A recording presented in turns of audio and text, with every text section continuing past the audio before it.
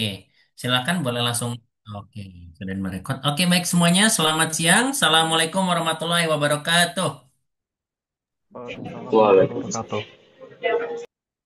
Barangkali ada yang mau berceritakan dulu pesan dan kesan UTS kemarin. Mumpung saya kasih kesempatan. Gimana nih?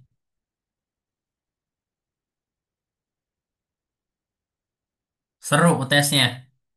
Udah masalah? Banyak kan Susah, teorama, iya. Pak. Kenapa? Banyak teoramanya, Pak. Iya, itu ngetes segala teorema ya. Bener sih, emang susah karena dia ngetes benar-benar dari awal sampai akhir ya. Gitu. Makanya saya udah kasih tip dari awal kemarin. Kalau kalian susah membuktikan, minimal kalian harus tahu apa namanya dasar-dasarnya cara membuktikan grup, cara membuktikan subgrup, relasi ekivalen, ya seperti itu, ya. Oke, segeng nih, sangat tricky, ya. Oke, segeng sepakatan ujiannya susah, ya udah sih. Oke, saya setuju. Emang ujiannya nggak gampang. Saya juga lihat dan mungkin bisa dicatatkan ya mungkin gimana seharusnya saya ngajar atau gimana soalnya disiapkan ya seperti itu. Oke. Kalau gitu kita coba review dulu ya, supaya kita tahu di mana kesalahan-kesalahan kalian ya. Gitu. Oke. Di sini saya akan bahas, tapi nggak akan bahas terlalu banyak ya. Saya hanya akan bahas sekilas, sisanya akan saya serahkan ke kalian untuk eksplorasi sendiri ya. Oke. Yang pertama, apakah ini grup? Bukan. Oke. Himpunan bilangan bulat tidak negatif yang dilengkapi dengan operasi FPB ya, itu bukan grup. Kenapa bukan grup?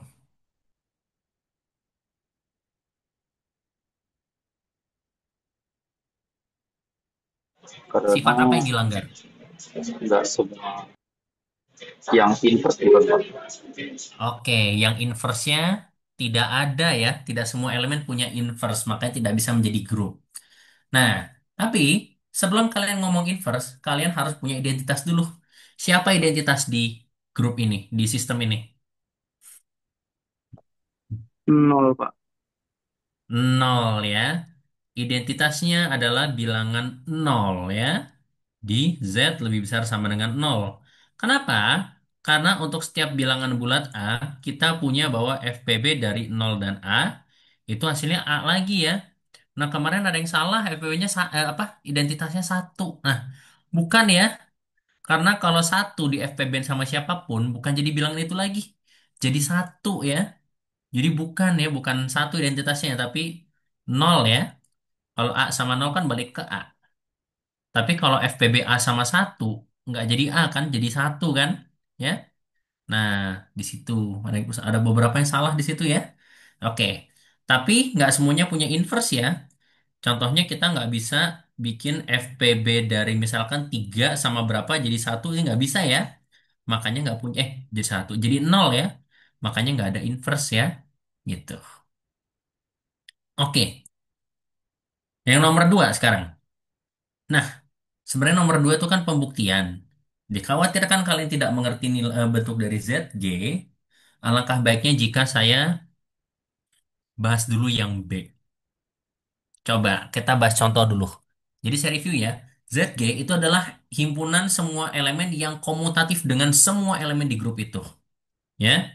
Nah, di sini saya minta kalian kasih contoh elemen pusat dari himpunan semua matriks 2 kali 2 yang determinannya tidak nol. Kalau mau gampang, coba kalian kasih saya contoh perkalian matriks yang komutatif dengan matriks-matriks lain. Kan kalian tahu ya, matriks itu perkalian tidak komutatif. Tapi masih ada segelintir matriks yang kalau dikalikan itu selalu komutatif dengan siapapun. Kasih saya contoh. Matriks Sebutin yang aja dikali angkanya langsung dengan berapa-berapanya. Berapa? 3003. Oke. Fikri kayaknya lagi ngomong, cuma tadi kayaknya agak kurang kedengeran. Oke, 3003 ya, misalkan ya. Kalau mau gampang, 1001, 2002, 3003 kan? kalian kalau mengalihkan semua matriks ini pasti akan komutatif dengan yang lain kan ya? Seperti itu. Sayangnya kemarin ada yang salah, ada yang menjawab 1111 sama 0000. Kenapa ini nggak boleh?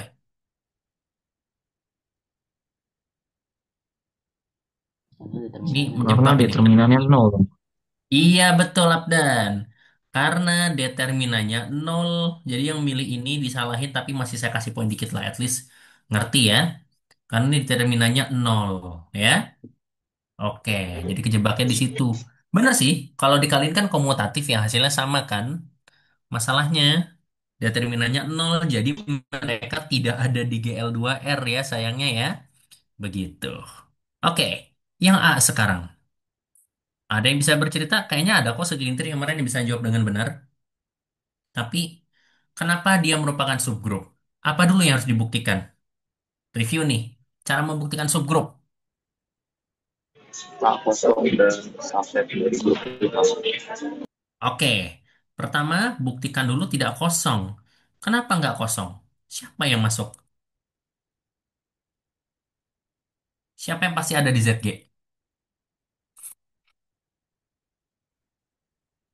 Identitas Elemen identitas. Kenapa identitas itu elemen ZG?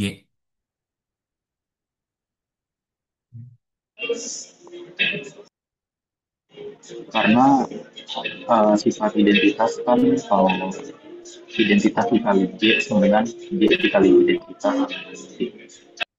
Betul.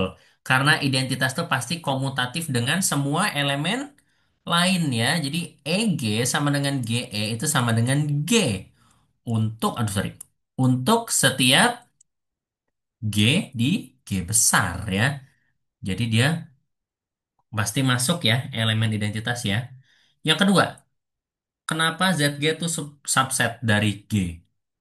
Gampang aja. Tapi harus bisa jelasin kenapa. Kenapa ZG itu himpunan dari G?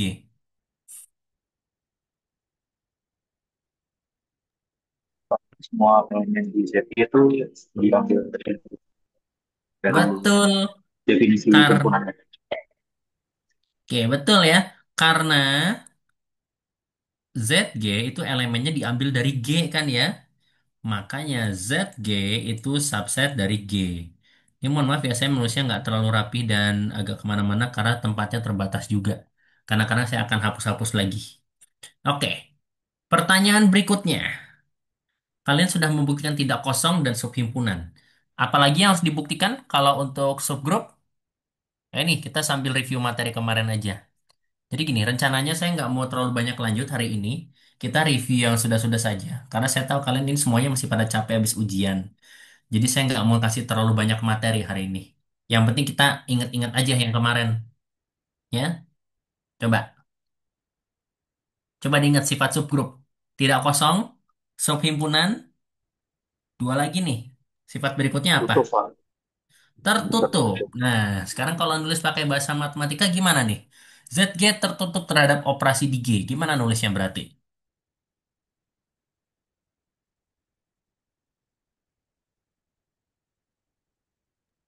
Setiap AB elemen Z maka A ditambah A ditambah elemen Z. Iya, untuk setiap A dan B di G, A kali B itu elemen ZG juga kan? Eh, nah ini nih saya salah ngomong.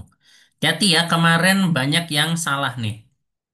Ingat, ambil A sama B-nya, jangan di G ya ambilnya ya. Ambilnya di ZG ya. Nah, akan dibuktikan bahwa AB, A dioperasi dengan B itu juga elemen ZG. Gimana coba cara membuktikannya?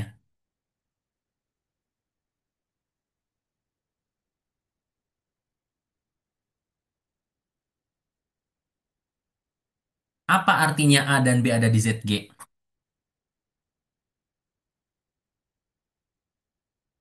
Coba lihat lagi definisinya itu.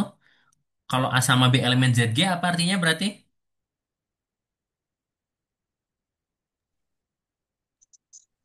AB berarti komutatif Pak. A komutatif dan B komutatif kan? Jadi cara nulisnya gini. Kita punya bahwa AG itu sama dengan GA dan BG sama dengan GB kan? Ya. Untuk setiap G kecil di elemen di G besar ya. Kayak gitu. Nah, sekarang gimana caranya buktiin AB itu elemen ZG? Ya udah. Berarti kalian harus buktikan bahwa AB kalau dioperasikan dengan G itu sama dengan G dioperasikan dengan AB kan? Nah, kok bisa jadi kayak gini?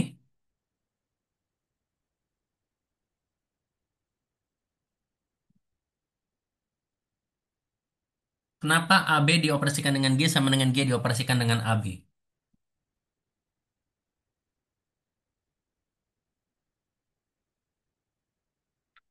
Lihat tulisan saya warna pink di sebelah kiri. Kalau kalian manfaatkan, kira-kira ini bisa diubah jadi apa ya?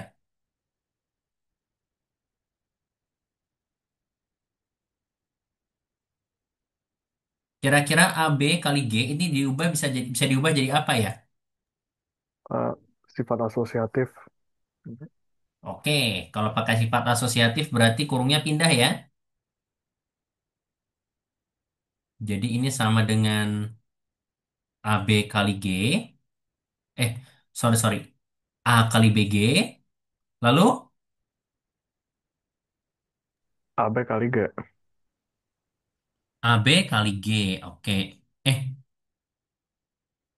tunggu bentar. Jadi apa, maaf? eh, Dalam kurung AB kali G. Kira-kira BG bisa diubah nggak?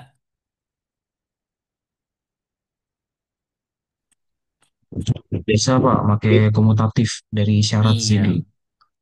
B-nya kan komutatif sama semua. Berarti jadi apa ini? Jadi A dioperasikan dengan GB. Jadi AGB kan ya? Lalu,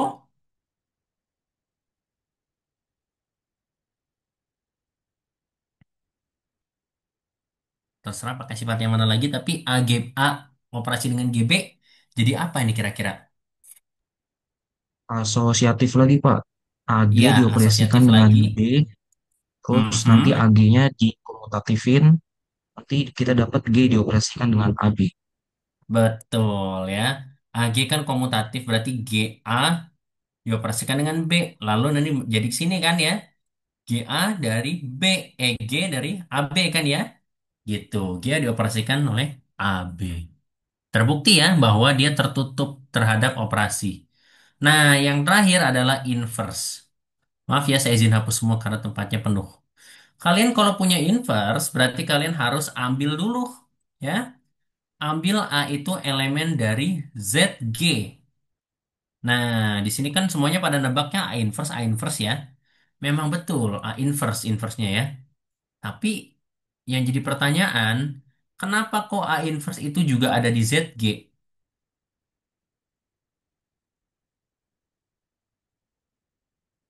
Nah, kalau kayak gitu caranya, kalian start dulu dari A elemen ZG. Karena Apa kalau artinya A A itu elemen ZG? dioperasiin dengan A, Kenapa, Fikri? Maaf, A-nya gimana tadi, Fikri? A-nya gimana? oh iya kalau maaf, karena jadi A inverse ada di ZG karena kalau A inverse dioperasin dengan A, itu dia sifatnya juga komutatif. Jadi A dengan A inverse A sama dengan B. Nah, maaf Fikri, itu adalah kesalahan yang banyak dilakukan oleh kalian.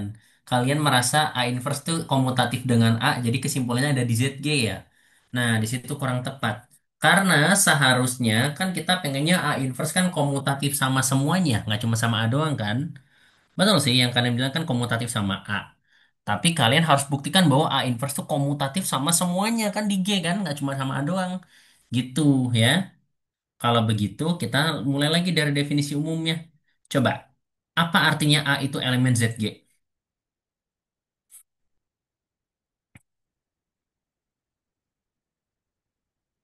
Menurut definisi ZG, berarti apa artinya kalau A elemen ZG?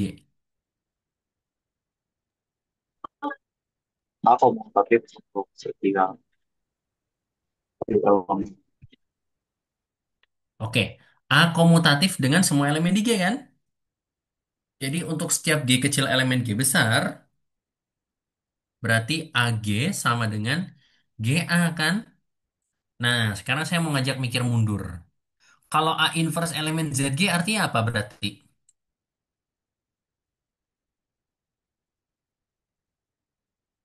Sama aja, tinggal ganti huruf. Apa artinya? A inverse elemen ZG? Ya? Pas dia sama dengan dia pas. Oke, bukan G inverse ya, GA inverse ya. Nah, cuma saya agak balik dikit. GA inverse berarti sama dengan A inverse G kan ya? Gitu ya? Oke. Nah, sekarang jadi pertanyaan, gimana caranya bawa dari AG sama dengan GA menjadi GA inverse sama dengan A inverse G?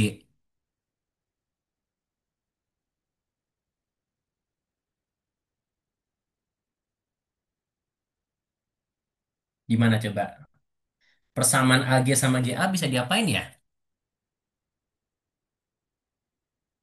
Dioperasi terus Dioperasikan dengan A inverse dari mana? kanan. Oke, bisa dari kiri, bisa dari kanan. Kenapa nggak dua-duanya aja? Bisa kan? Coba. Berarti kan jadi A inverse AG, A inverse sama dengan A inverse GA, A inverse ya kan ya? Seperti itu kan? Nanti nanti GA inverse sama dengan A inverse G ya. Gitu deh ya. Cara menyelesaikannya. Udah, terbukti ya. Berarti dia merupakan subgrup dari ZG. Karena tak kosong, subhimpunan, tertutup, dan punya inverse untuk setiap elemen ya. Seperti itu. Nah, sekarang kita ke nomor yang paling seru, nomor 3. Nah, di nomor 3 ini kalian harus cukup cerdik untuk melakukan apa menggunakan definisi dengan baik. Jadi, katanya X itu berelasi dengan Y apabila Y itu bisa dituliskan sebagai A dikali dengan X dikali dengan B dengan syarat A kecil itu berasal dari A besar yang merupakan grup trivial dan B itu elemen B yang merupakan grup non trivial ya. Nah, masih ingat nggak grup trivial itu apa? Grup trivial, subgrup trivial.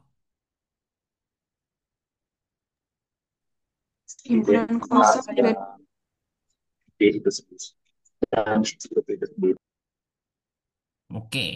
Kalau himpunan kalau kalau himpunan kosong itu bukan grup trivial, itu subhimpunan trivial ya.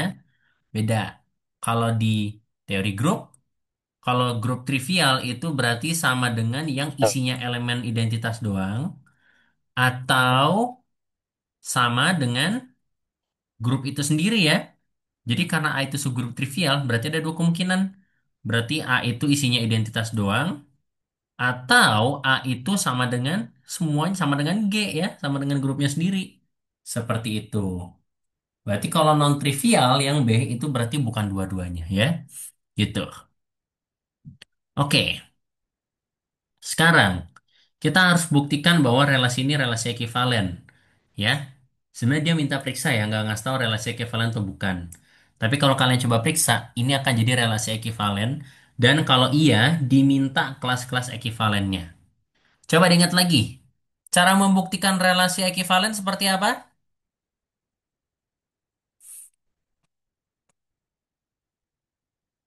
Buktikan simetrik, Simetris, lalu reflektif, reflektif. Reflektif dulu ya, reflektif dulu, baru simetris, lalu terakhir transitif. transitif. Kalau refleksif tuh gimana ya refleksif? Harus berelasi dengan dirinya sendiri, Pak. Betul. X harus berelasi dengan X kan? Apa artinya?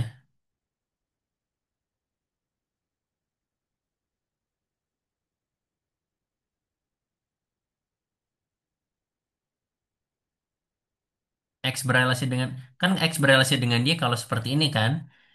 Apakah X berelasi dengan X? Kalau X berelasi dengan X berarti artinya apa berarti?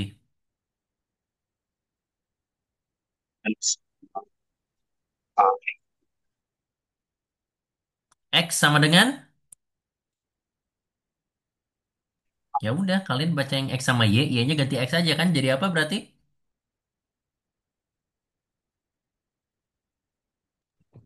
Baca aja nih. AXB. X itu sama dengan AXB berarti kan ya? X itu sama dengan AXB. Nah, berhubung kita tidak punya informasi lain, berarti kalian harus buktikan bahwa ada A yang berasal dari himpunan A besar dan B kecil yang berasal dari grup B besar sehingga X itu sama dengan A kali X kali B. Berarti mau nggak mau di sini kita harus tebak siapa A-nya siapa B-nya. Ada yang tahu X itu apa dikali apa kali apa biar jadi X lagi? Identitas. Betul, dua-duanya identitas aja kan? Ya. X itu sama dengan E kali X kali E kan ya? Nah, kan kebetulan A sama B kan subgrup. Jadi kalau subgrup pasti ada identitas dong. Kebetulan ini E-nya tuh elemen dari A dan juga E-nya juga elemen dari B kan ya? Seperti itu ya. E-nya ada di A, ada di B. Berarti ya sudah. Ini merupakan relasi yang refleksif ya. Maaf, saya akan hapus-hapus ya karena nggak ada tempat. Sekarang kita mau membuktikan simetris. Gimana kalau simetris?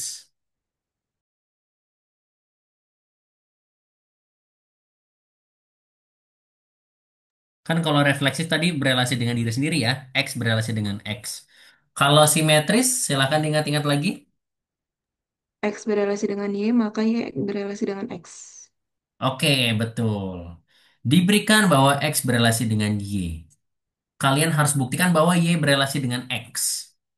Apa artinya X berelasi dengan Y?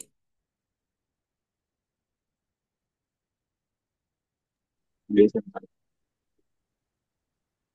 Y sama dengan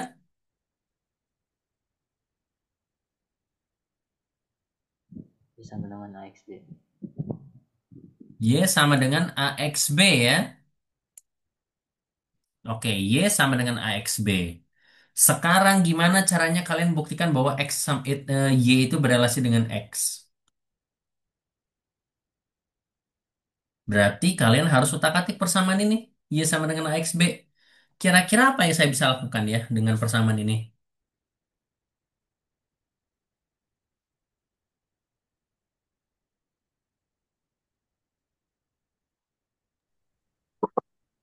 Apa artinya Y berelasi dengan X?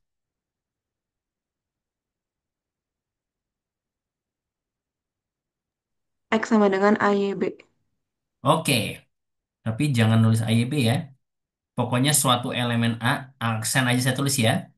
Dikali Y, dikali B aksen. Betul. Nah, sekarang, kira-kira persamaan ini bisa nggak saya ubah jadi X sama dengan sesuatu? Gimana caranya? Kalau dikali A inverse sama B inverse bisa nggak?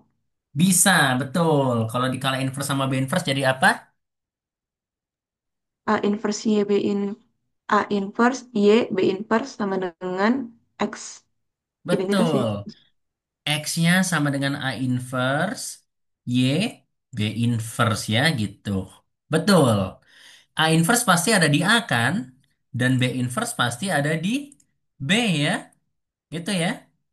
Karena itu kan A sama B kan subgrup. Berarti grup juga dong.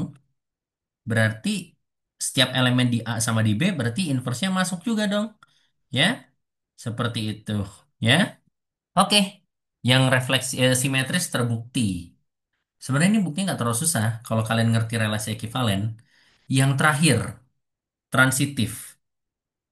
Kalau transitif gimana kalau transitif?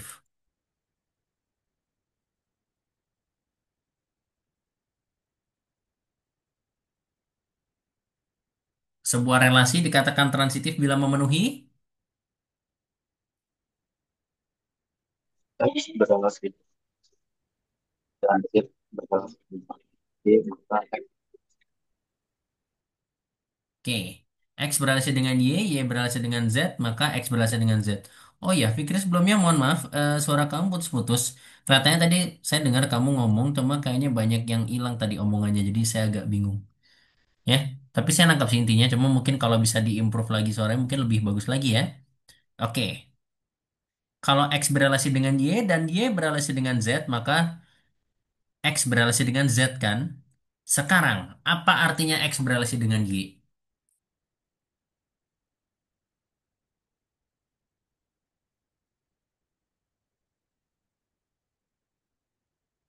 Lihat definisinya aja, apa artinya X berrelasi dengan Y?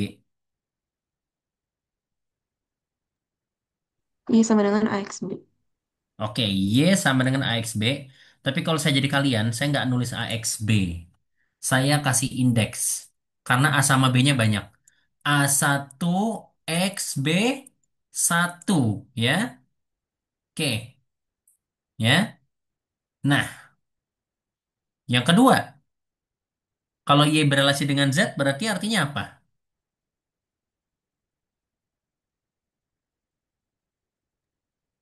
Z sama dengan A2YB2. Betul, Z sama dengan A2YB2. Nice. Nah, sekarang apakah ada yang kita bisa lakukan? Nih, di tulisan merah kita udah punya dua persamaan nih. Kira-kira ini bisa digabungkan nggak jadi apa kira-kira?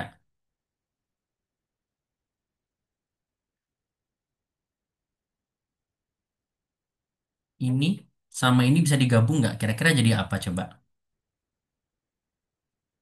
Y sama dengan A1 XB1 kalau digabung dengan Z sama dengan A2YB2 diperoleh apa coba?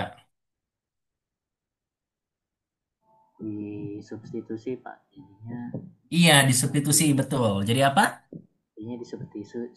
jadinya disubstitusi ke Z. Nah, maka hasilnya itu Z sama dengan uh, A2 dikali A1 X dikali B1 B2. Oke, betul. Ya, terima kasih. Oke. Meskipun tadi suaranya juga agak cuman pelan ya tadi ya, Abdan ya. Untung masih kedengeran. Tapi Z itu sama dengan A2A1 X B1 B2. Nah, karena subgrup bersifat tertutup, bisa kan kalian lihat bahwa A21, sorry, A2A1 ini kan ada di A ya kan ya? Sementara B1 B2 ada di B kan? Berarti elemen A dikali X dikali elemen B kan ya? Berarti lagi-lagi berlaku bahwa X itu berelasi dengan Z ya? Oke, seperti itu. Ya udah berarti terbukti ya itu relasi ekivalen ya. Itu. Nah, sekarang untuk kelas ekivalennya saya aja yang kerjain tapi kalian periksa sendiri ya. Nah, untuk kelas ekivalennya, oh enggak. Ada yang bisa kita hitung.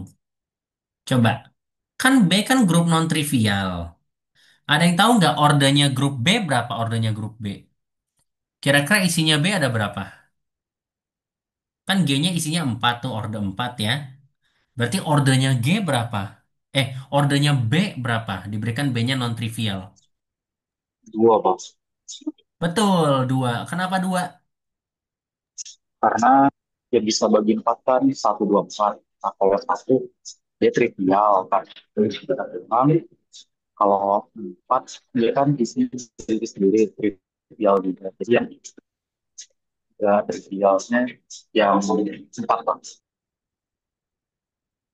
Sip, betul. Terima kasih Fikri, mantap. Jadi di sini kita pakai teorema Lagrange ya. Order dari subgrup B itu harus bisa membagi 4 ya, yaitu satu, 2 atau 4 ya. Tapi karena B itu non-trivial, berarti ordernya nggak boleh satu. Karena kalau ordernya satu nanti jadi E kan, isinya identitas doang. Kalau ordernya 4 nanti jadi sama dengan G kan, isinya juga 4 kan, ya nggak boleh. Jadi isinya harus sama dengan yang 2 ya. Jadi kita peroleh bahwa ordernya B itu sama dengan 2. Kalau begitu kita bisa misalkan bahwa grup G, kan G isinya 4 nih. Salah satunya pasti identitas kan? Berarti kalian bisa tulis isinya E, A, B, C ya. Gitu. Nah, di sini kita bisa misalkan bahwa B-nya itu sama dengan E sama B. Saya pilih B aja ya biar gampang ya. Seperti itu. Nanti kelas ekuivalennya akan terbagi menjadi dua ya. Kalau kalian pakai akibat teorema Lagrange, oh enggak deh, bukan pakai B, bukan subgrupnya itu. Tapi intinya, kalau kalian pakai kelas-kelas lagi nanti, kalian akan temukan bahwa kelas dari E, ya, yang berrelasi sama identitas itu hanya apa namanya? Hanya B sama E. Jadi kelas E itu isinya E sama B. Lalu nanti ada satu kelas lagi yaitu A ya. Kelas ekuivalen yang isinya A sama C ya. Seperti itu. Oh iya, dengan syarat ini kalau A-nya isinya hanya identitas doang ya. Seperti itu. Karena kalau misalkan A-nya sama dengan G ya. Kalau A-nya sama dengan G itu nanti kelas ekuivalennya cuma satu ya. Masuk semua nanti. E itu sama dengan E, A, B, C. Masuk semua ke satu kelas ya. Seperti itu.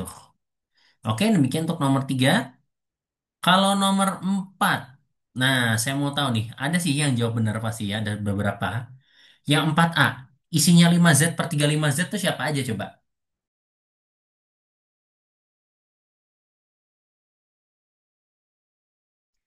Ini grup hasil bagi Belum nih. bisa, bukan.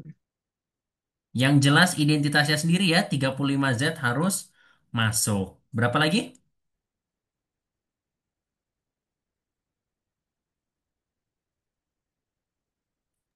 35 Z plus 5, Pak.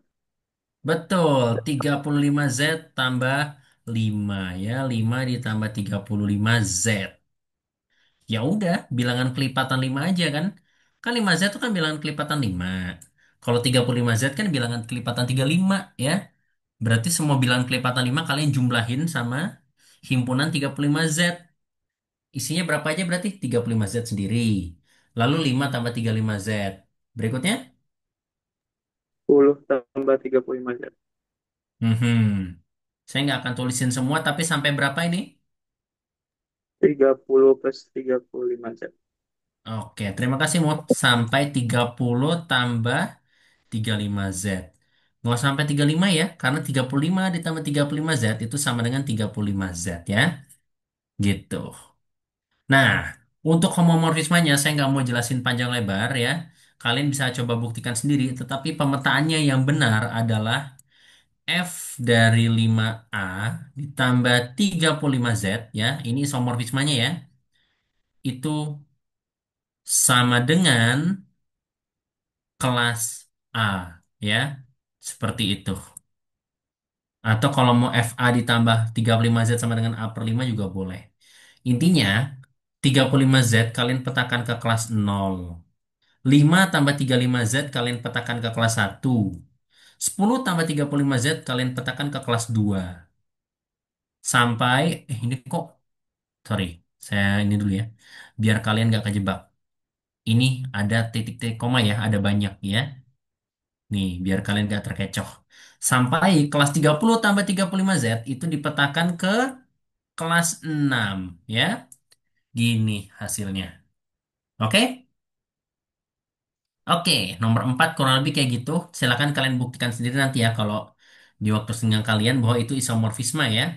Berarti membuktikan bahwa dia well defined, terdefinisi dengan baik, satu-satu pada dan merupakan homomorfisme ya. Gitu. Nah, yang nomor 5 nih. Nomor 5 sebenarnya harapannya pada bisa harusnya ya. Oke, yang nomor 5 kita harus buktikan bahwa F itu terdefinisi dengan baik. Kalau terdefinisi dengan baik, berarti buktikannya gimana? Buktikan terdefinisi dengan baik.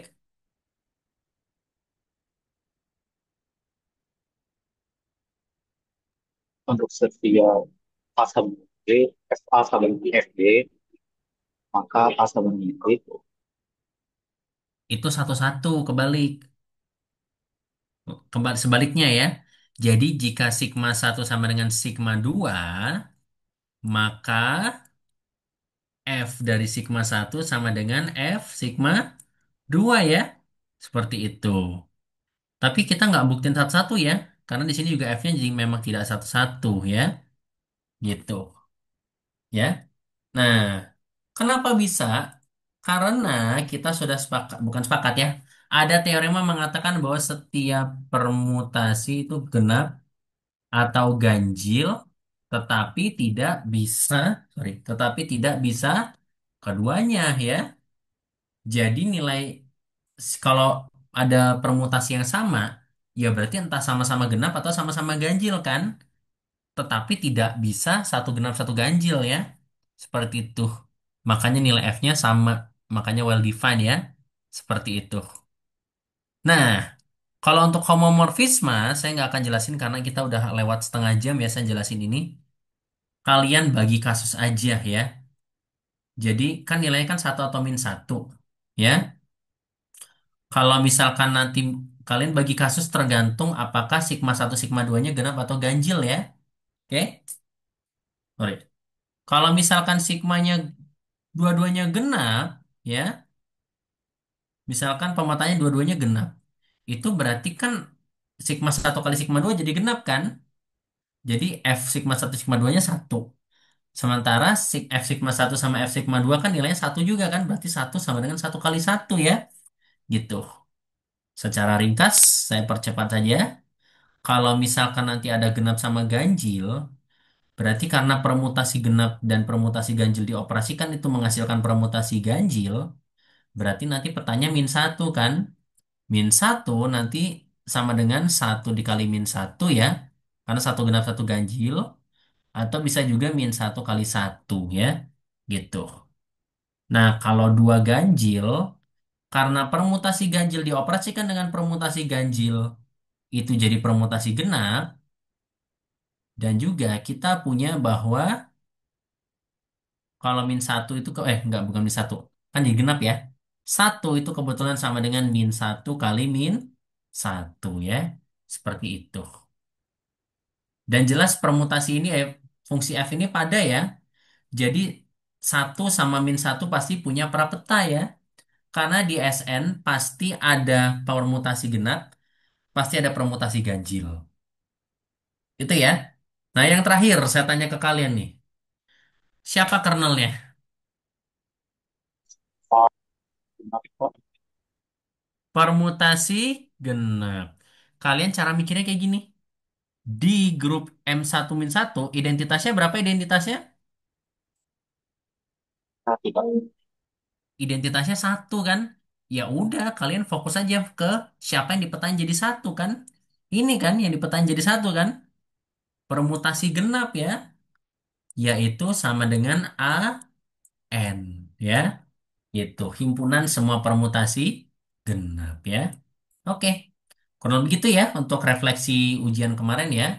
Mudah-mudahan ujian berikutnya bisa lebih baik lagi dan bisa lebih dipahami lagi konsepnya ya. Oke, berarti untuk pembahasan ujiannya sudah cukup. Sekarang kita akan masuk ke modul ya. Nah, di sini sekalian review-review juga ya. Ingat, di sini kita akan belajar konsep gelanggang nih baru ya. Bedanya apa sama grup? Kalau grup itu kan kemarin sistem matematika yang operasinya cuma satu. Kalau di gelanggang itu operasinya ada dua ya. Nah, tapi jangan salah, konsepnya banyak sekali mirip dengan konsep teori bilangan ya. Teori bilangan, astagfirullah, teori grup ya. Dia mirip banget dengan teori grup ya. Ada isomorfisme, ada homomorfisme, subgrup, subgelanggang ya. Terus kalau di grup kan kita ada subgrup normal ya. Kalau di gelanggang kita punya ideal ya. Ada nanti namanya ideal. Seperti itu ya.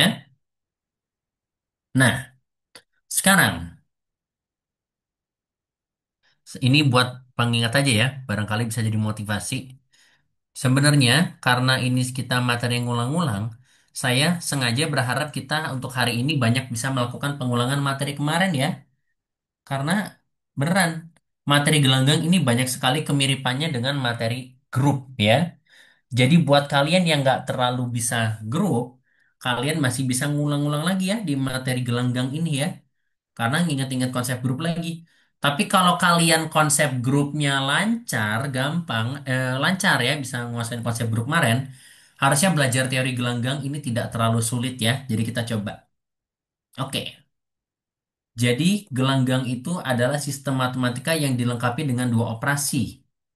Operasinya itu dia dinamakan penjumlahan dan perkalian.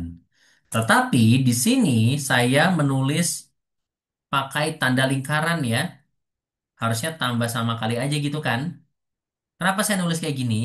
Karena saya tidak mau mahasiswa terkecoh bahwa ini adalah penjumlahan dan perkalian biasa ya. Karena penjumlahan dan perkalian itu bervariasi ya, terserah yang mendefinisikan.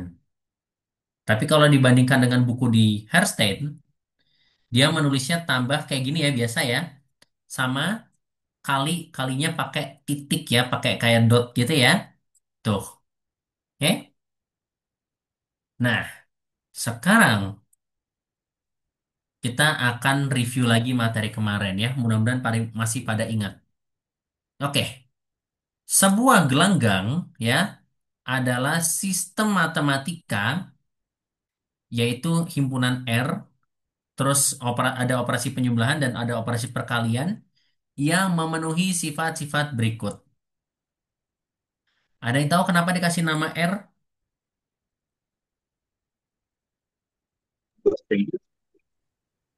Karena ring ya. Karena ini kan gelanggang kalau bahasa Inggrisnya kan ring ya. Makanya huruf depannya adalah R ya, ring. Kalau grup kan G ya, gitu. Biasanya kita ngasih objek matematika sesuai dengan huruf depannya, biasanya ya, sebagian besar. Gitu. Oke, sebelum saya tunjukkan sifat-sifatnya apa, saya hanya kasih spoiler, tapi kalian harus ingat-ingat kembali. Katanya, gelanggang itu harus memenuhi bahwa operasi R terhadap penjumlahan itu harus merupakan grup komutatif. Nah, coba kalian ingat-ingat lagi. Apa aja syarat grup komutatif? Berarti R yang dilengkapi dengan operasi tambah harus memenuhi apa aja berarti?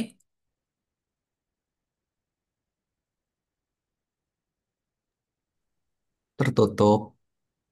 Oke, tertutup dulu ya. Jadi R itu harus tertutup terhadap operasi penjumlahan. Kalau pakai bahasa matematika nulisnya kayak gimana? A, B anggota R. Anggota R atau G, Pak?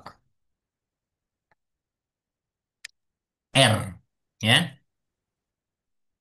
Untuk setiap A, B anggota R, maka berlaku A operasi B anggota R.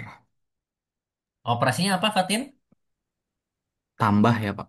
Iya, jadi langsung ngomong A tambah ya. Betul. Jadi di sini kita operasinya bisa ngomong spesifik tambah sama kali. Cuma hati-hati ya, bukan tambah kali biasa ya.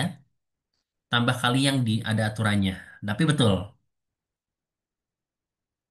Jadi penjumlahan itu tertutup di R ya.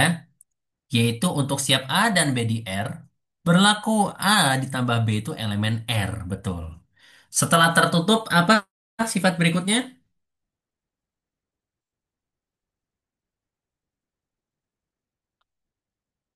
Ingat-ingat. Mau baca modul saya lagi yang halaman belakang-belakang sebelumnya juga boleh. Yang depan-depan lagi. Setelah sifat tertutup Asosiatif. apa nih? Sifat apa? Asosiatif. Asosiatif, betul. Kalau asosiatif berarti gimana? Untuk setiap A tambah B anggota R, maka berlaku Uh, B stop tambah A dulu. anggota R. Bukan Gimana sih, Pak? tambah. Untuk setiap elemennya dulu. Siapa aja elemennya? A, B Untuk anggota R. A sama... Hmm, betul sih ada A sama B, tapi seingat saya asosiatif itu selalu melibatkan tiga elemen deh kayaknya deh. Jadi harusnya Oh iya, untuk Pak. setiap A, B, dan C elemen R, berlaku apa?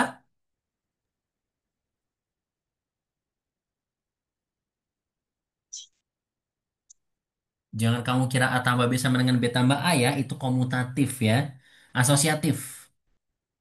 Kalau asosiatif gimana coba? Untuk setiap A, B, A dan C, tambah mm, A tambah kurung buka B tambah C kurung tutup sama dengan kurung buka A tambah B kurung tutup tambah C. iya betul Najwa, terima kasih. Tanda plus operasi penjumlahan itu asosiatif, yaitu untuk setiap A, B, dan C di R, berarti A ditambah kurung B tambah C sama dengan kurung A tambah B tambah C. Betul. Oke, tertutup. Sudah. Asosiatif. Sudah. Ini kita benar-benar nginget lagi nih grup apa aja kemarin. Tertutup, asosiatif. Berikutnya. Punya identitas, elemen identitas. Betul, punya elemen identitas ya. Nah, berarti gimana nulisnya? Oh iya, saya kasih catatan. Identitas penjumlahan itu ditulisnya bukan E ya, ditulisnya nol. Jadi kamu bilangnya terdapat nol elemen, terdapat nol elemen R, sehingga gimana ngomongnya? A tambah nol sama dengan nol tambah A sama dengan A. Iya, jangan lupa bilang ya untuk setiap A elemen R ya. Jadi terdapat unsur nol elemen R, sehingga untuk setiap A elemen R berlaku A tambah nol sama dengan nol tambah A sama dengan A ya. Begitu. Nah, berikutnya tadi udah dibahas tadi di pas review ujian tadi. Setelah kita punya identitas, kita bisa ngomong apa?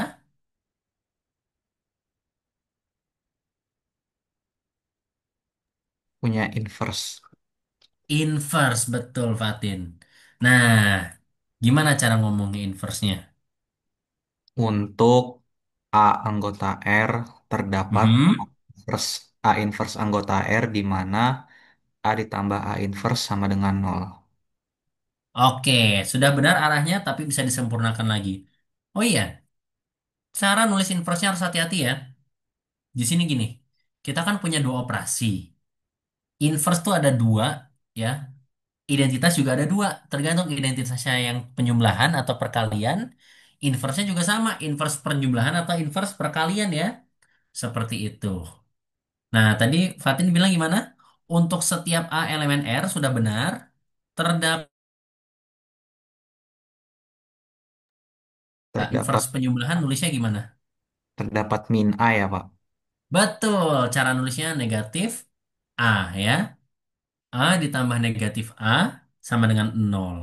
Nah, tapi Fatin jangan lupa bilang juga ya bahwa A tambah negatif A sama dengan minus A ditambah A itu sama dengan nol ya. Jangan lupa identitas dan inverse harus disebutkan dua arah karena kalau tidak nanti hanya jadi identitas kiri dan identitas kanan atau inverse kiri inverse kanan ya. Nah, tapi intinya gini ya, ada inverse ya. Jadi untuk setiap A elemen R ada elemen negatif A sehingga A ditambah negatif A sama dengan negatif A tambah A sama dengan nol ya. Begitu. Sifat berikutnya apa yang harus disebutkan? Kalian ingat-ingat lagi deh. Di grup sifat ini nggak harus dimiliki, tapi kalau sifat ini dimiliki, grupnya jadi spesial. Sifat apa coba? Sifat apa? Komutatif, Pak. Sifat komutatif. Gimana ngomongnya?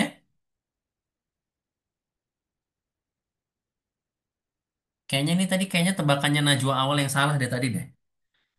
Jadi dia pasti tahu. Gimana kalau ngomong komutatif?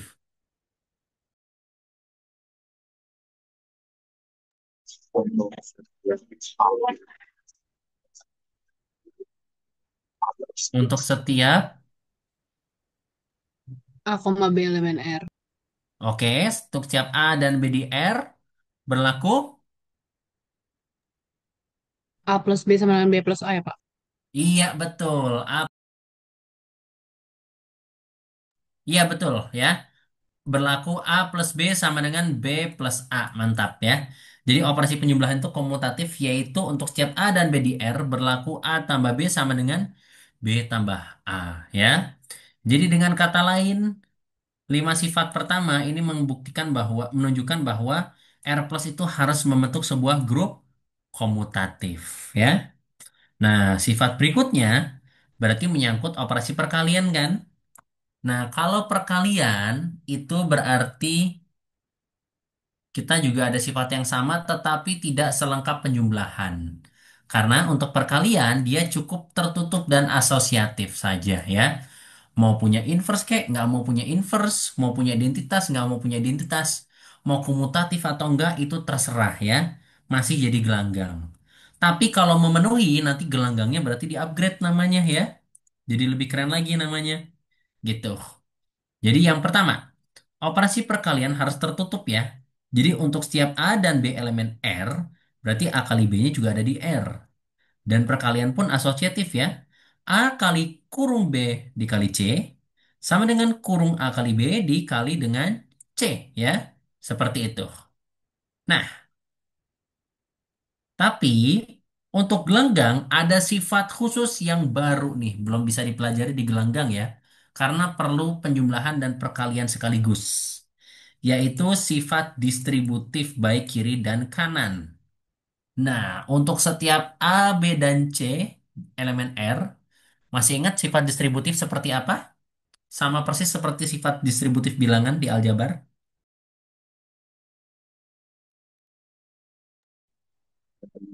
Kurung B cek sama dengan B tambah C. Kok B tambah C doang? Coba cek lagi. Kurung gimana tadi, sorry? Sifat distributif. Kalau misalkan lupa, saya tanya.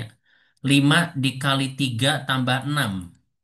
Apakah ada cara lain untuk menghitungnya? 5 kali 3 ditambah 5 kali 5 kali 3 tambah 5 kali 6 kan? Nah, di gelanggang, nggak peduli objeknya kayak gimana, sama. Kalian bisa melakukan perkalian ini. Berarti gimana cara nulis sifatnya untuk setiap bilangan bulat A, B, dan C?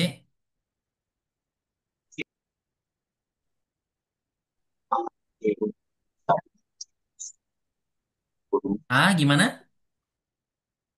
A kurung B tambah C.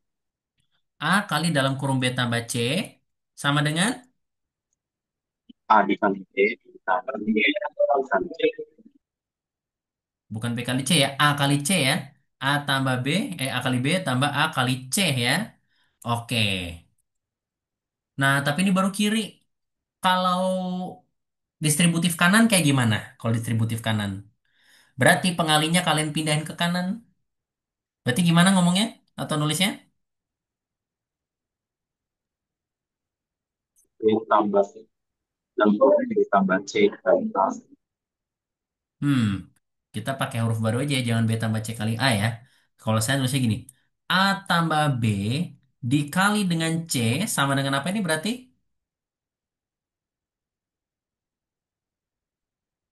C A tambah C B. AB, AC tambah AB. Nggak boleh dibalik ya urutannya ya. Tolong jangan jadi CACB ya.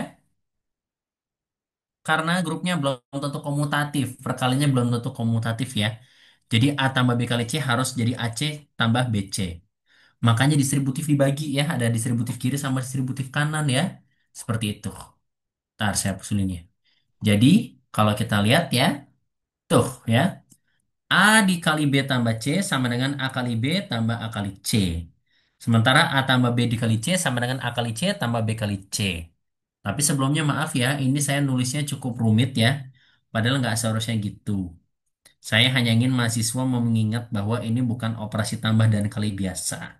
Ya, jadi ini sama aja. Jadi AB tambah AC gitu ya. Ini AC tambah BC sama aja. Jadi kalau di buku Herstein perkalian biasanya ditulisnya ditempel, tapi kalau penjumlahan pasti pakai tanda plus ya, seperti itu. Oke.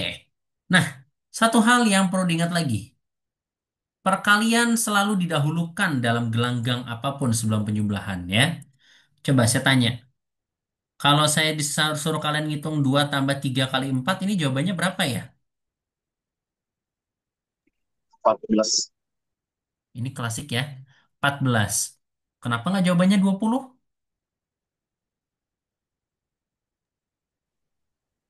Kali sama 4 gitu. Karena perkalian dikerjain duluan kan. Berarti 2 ditambah 3 kali 4 itu kan 12. Berarti 2 kali 12, 2 tambah 12 sama dengan 14 ya. Seperti itu. Oke? Sip. Nah, sudah. Berarti ini kan 9 sifat nih. Jadi 9 sifat yang kita pelajari di sini adalah sifat dasar gelanggang ya.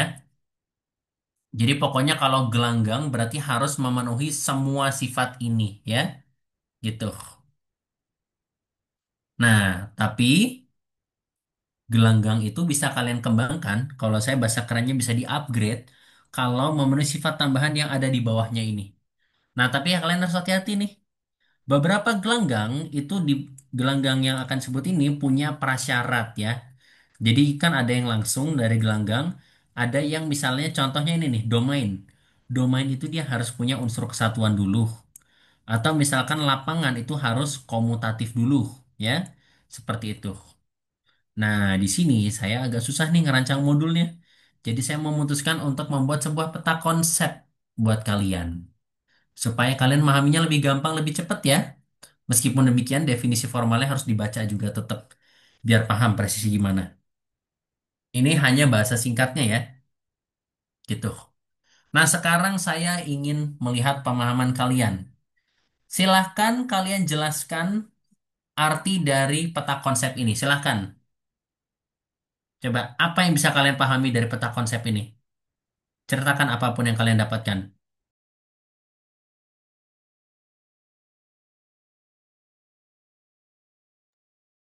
Gimana nih coba maksudnya peta konsepnya?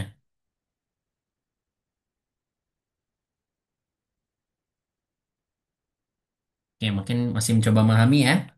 Yang sudah paham, silakan ceritakan. Kalian harus paham peta konsep ini karena ini akan mempermudah kalian mengenal jenis-jenis gelanggang ya. Memang kompleks, tapi sekalinya kalian pahami pasti enak. Nggak usah dijelasin keseluruhan. Apa sih yang kalian pahami? Maksud dari panah-panah itu sama nama-nama itu gimana contohnya? Barangkali ada yang mau memeriksa pemahaman kalian dulu, bener nggak artinya ini, artinya itu, gitu. Gimana coba?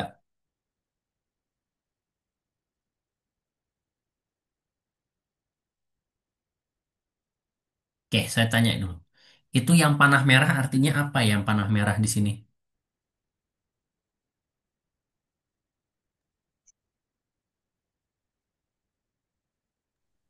Oh, yang saya tangkap sih Pak, misal kita punya gelanggang dan ada satu anggota R berarti dia sebutannya gelanggang dengan kesatuan. Tapi nggak tahu sih benar atau enggak. Benar, Fatin, memang gitu ya. Jadi kalau ada gelanggang memiliki unsur satu, itu dia disebut sebagai gelanggang dengan kesatuan. Benar ya. Ring with unity kalau bahasa Inggrisnya ya. Betul, Fatin. Yang kamu paham kayak gitu benar. Ya, yang ngomong gelanggang dengan kesatuan ya harusnya gelanggang dengan unsur kesatuan tapi ya udah nggak apa-apa. Ya, betul.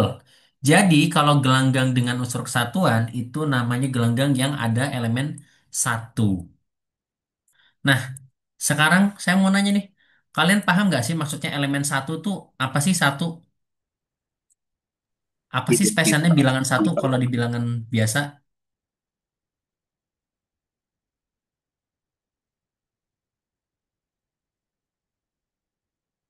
Kalau kalian nggak bisa ngelihat dari sudut pandang gelanggang, saya kasih sudut pandang bilangan. Apa sih yang spesial dari bilangan satu? Satu dikali berapapun. Nah, betul Fatin dan Fikri juga ya.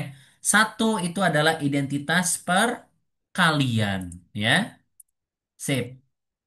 Jadi, kalau kita punya satu, berarti kan untuk setiap elemen dari gelanggang itu, berarti A kali satu sama dengan satu dikali A. Sama dengan A sendiri kan? Nah, ini adalah identitas perkalian ya. Betul. Jadi kalau ada gelanggang punya identitas perkalian, itu disebut sebagai gelanggang dengan kesatuan ya. Jadi satu itu sama dengan identitas perkalian. kalian. Oke? Nah, berikutnya. Silahkan. Ada yang mau dideskripsikan lagi? Panah merah udah. Barangkali panah hijau atau panah biru. Siapa yang mau menjelaskan?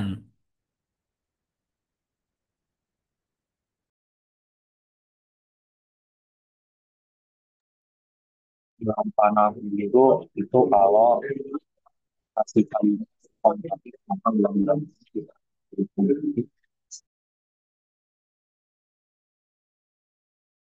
Maaf Fikri agak kurang kedengaran tadi. Yang panah biru gimana? Panah biru? Kalau operasi kalinya komutasi kan tadi bapak bilang kalian ini, tapi kalau komutatif bilang-bilangnya bisa dibilang bilang komutatif. Oke, betul. Kalau gelanggang, kalau operasi perkaliannya komutatif, berarti dia merupakan gelanggang komutatif. Betul. Sekarang yang panah hijau, apa artinya panah hijau?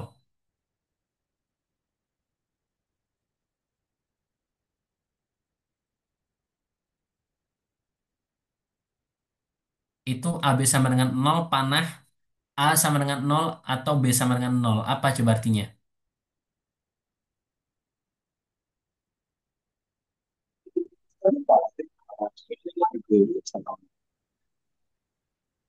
Gimana? Salah satunya. Salah satunya harus nol apabila hasil perkaliannya nol kan ya? Gitu. Nah ini prinsip yang kita biasanya kenal di bilangan kan ya. Kalau ada dua bilangan dikalikan hasilnya nol, itu berarti salah satunya harus bernilai nol kan? Nah, saya mau coba kasih contoh masalah yang cukup terkenal sebenarnya ya. Coba, kalian pernah belajar persamaan kuadrat kan? Ini kita coba ke konsep khusus ya. Saya minta kalian selesaikan persamaan kuadrat x kuadrat dikurang 6x ditambah 8 sama dengan nol. Apa yang kalian lakukan untuk menyelesaikan persamaan ini?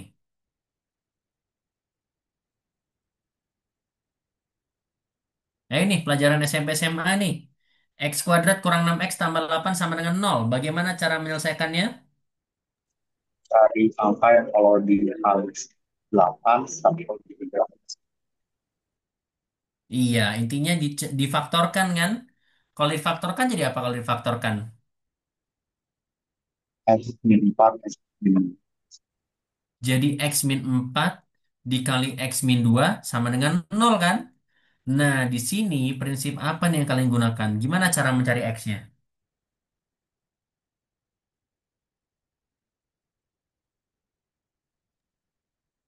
bagi X min 4 nol dan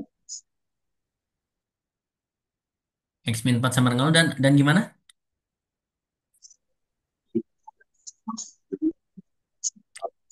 nol Nggak masuk suaranya. Sama sama-sama suaranya. Sorry.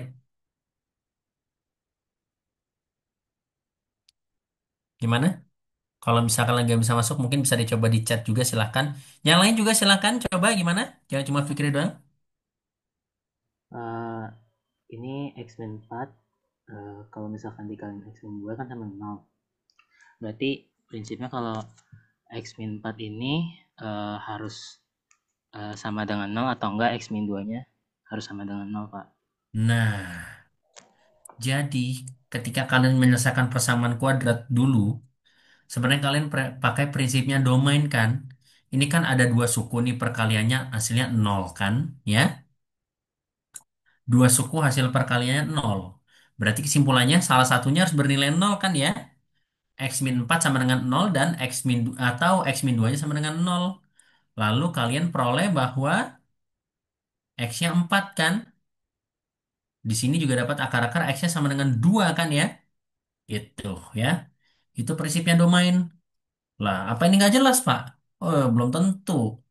Kalian pernah nggak lihat bilangan atau objek di dua-duanya bukan nol, tapi kalau dikali hasilnya jadi nol? Ada loh. Contohnya matriks. Kalian bisa nggak kasih saya contoh perkalian dua matriks 2 kali 2? Terserah kayak gimana. Entry-nya bilangan real aja, terserah. Bilangan biasa. Dua-duanya matriksnya bukan nol, tapi hasil kalinya jadi matriks nol. Ada yang tahu nggak berapa kali berapa?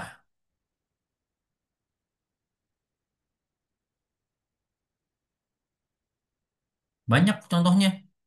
Coba kasih saya satu contoh. Satu, gimana? 1000 sama 01. 1000 sama 0001 ya. Gitu. Ya. Oke. 1000 atau 0001 ya. Ini kalau kalian kalikan hasilnya nol, tapi ini kan nggak nol ya. Ini bukan nol, ini juga bukan nol ini ya. Tapi hasilnya sama dengan nol ya. Gitu. Nah, jadi bisa dikatakan bahwa himpunan matriks itu bukan domain ya. Seperti itu. Oke? Jadi gitu ya. Jadi kalau untuk setiap dua elemen yang hasil kalinya nol, itu menyebabkan salah satunya harus bernilai nol, itu nanti jadi domain ya. Seperti itu. Nah, sekarang lantai satu udah beres ya, lantai satu ya. Jadi dasarnya kayak gitu ya. Kita bisa kembangkan konsep domain, gelanggang komutatif, sama gelanggang dengan kesatuan. Sekarang kita ada lantai dua nih. Jenis-jenis gelanggang yang lebih kuat lagi. Ada yang bisa menjelaskan? Coba jelaskan ke saya apa sih gelanggang pembagian dan apa sih domain integral?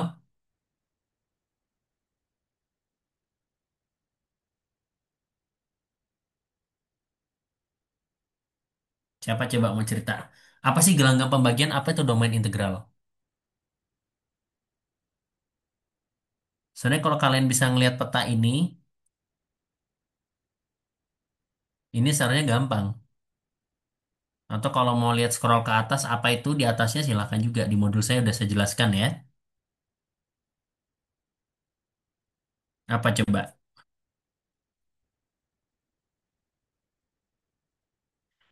Ayo, satu orang harus bisa jelaskan nih, siapapun. Apa itu gelanggang pembagian? Apa itu domain integral?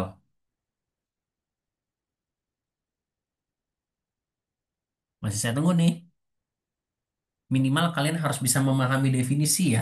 Meskipun mungkin untuk memahami soal sendiri mungkin tadi nggak gampang ya kalau untuk ujian. Ayo nih. Soalnya saya udah kasih detail ini, tinggal kalian baca aja.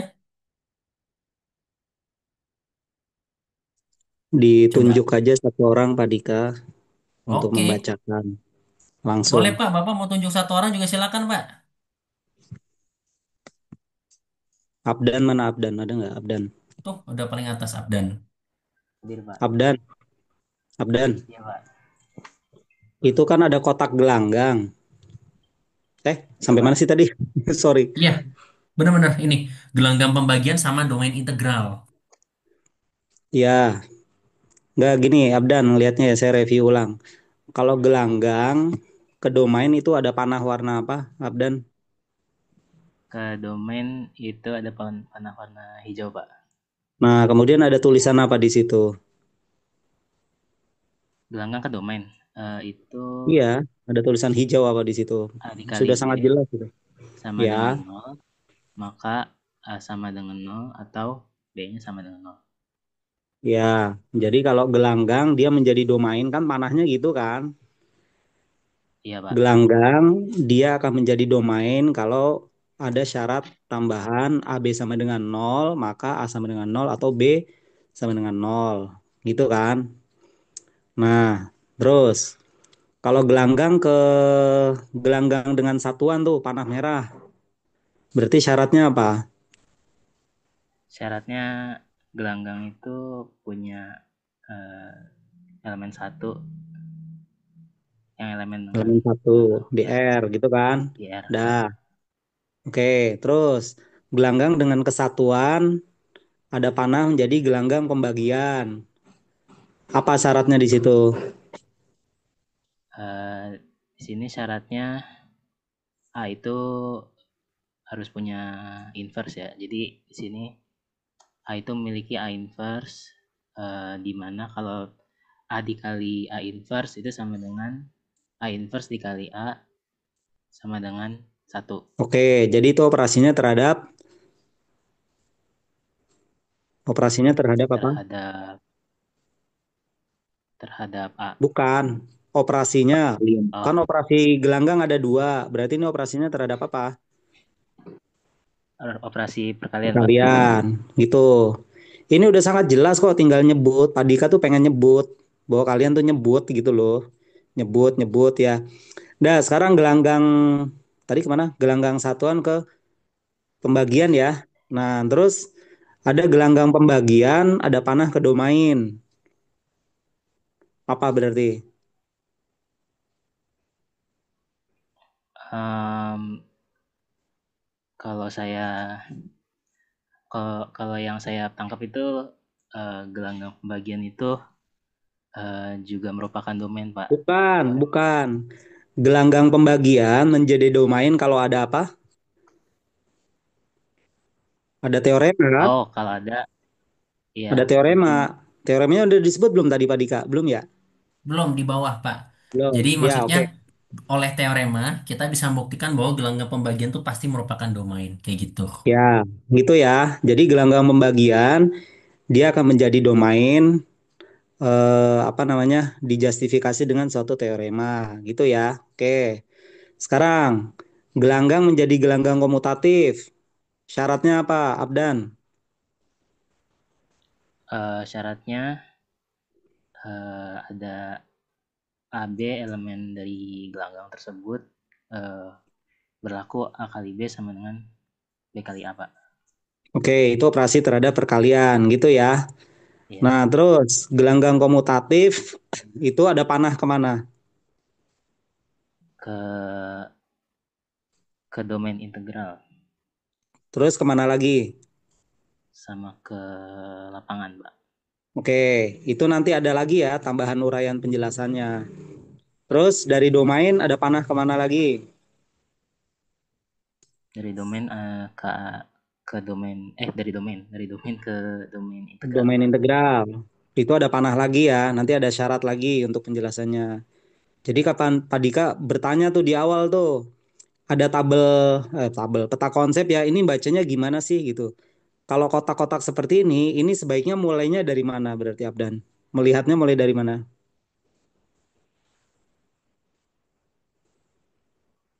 Yang pertama dilihat apa berarti? Maksudnya gimana, Pak? Konsep paling pertama yang saya bahas apa tadi dari dasar? Dari gelanggang. Berarti. Berarti startnya dari gelanggang kan? Startnya dari gelanggang. Gelanggang kan ada di atas. Dari sini dong startnya kan? Gitu ya. Jadi saya review dikit lagi ya buat kalian semua. Gelanggang, eh ini tuh gelanggang, startnya berarti tentang gelanggang, tapi dikembangkan ke arah bawah kayak gitu. Nah sekarang kita lanjutkan pertanyaan Pak Ibnu tadi. Katanya Pak Ibnu tadi udah menjelaskan sampai domain integral. Berdasarkan peta ini, kapan gelanggang dikatakan domain integral? Sebentar, Pak Dika, sebentar. Tadi si Abdan ya. Maaf tadi saya keluar. Silakan, silakan. Coba, Abdan. Tadi pertanyaan Pak Dika tuh, gelanggang menjadi domain integral. Rutenya lewat mana? Em, jadi kan berawal dari gelanggang. Jadi kalau gelanggang ini merupakan gelanggang komutatif dan juga domain, maka udah pasti em, itu juga domain integral, Pak. Jadi domain integral itu syaratnya dia harus gelanggangnya harus komutatif dan juga harus domain.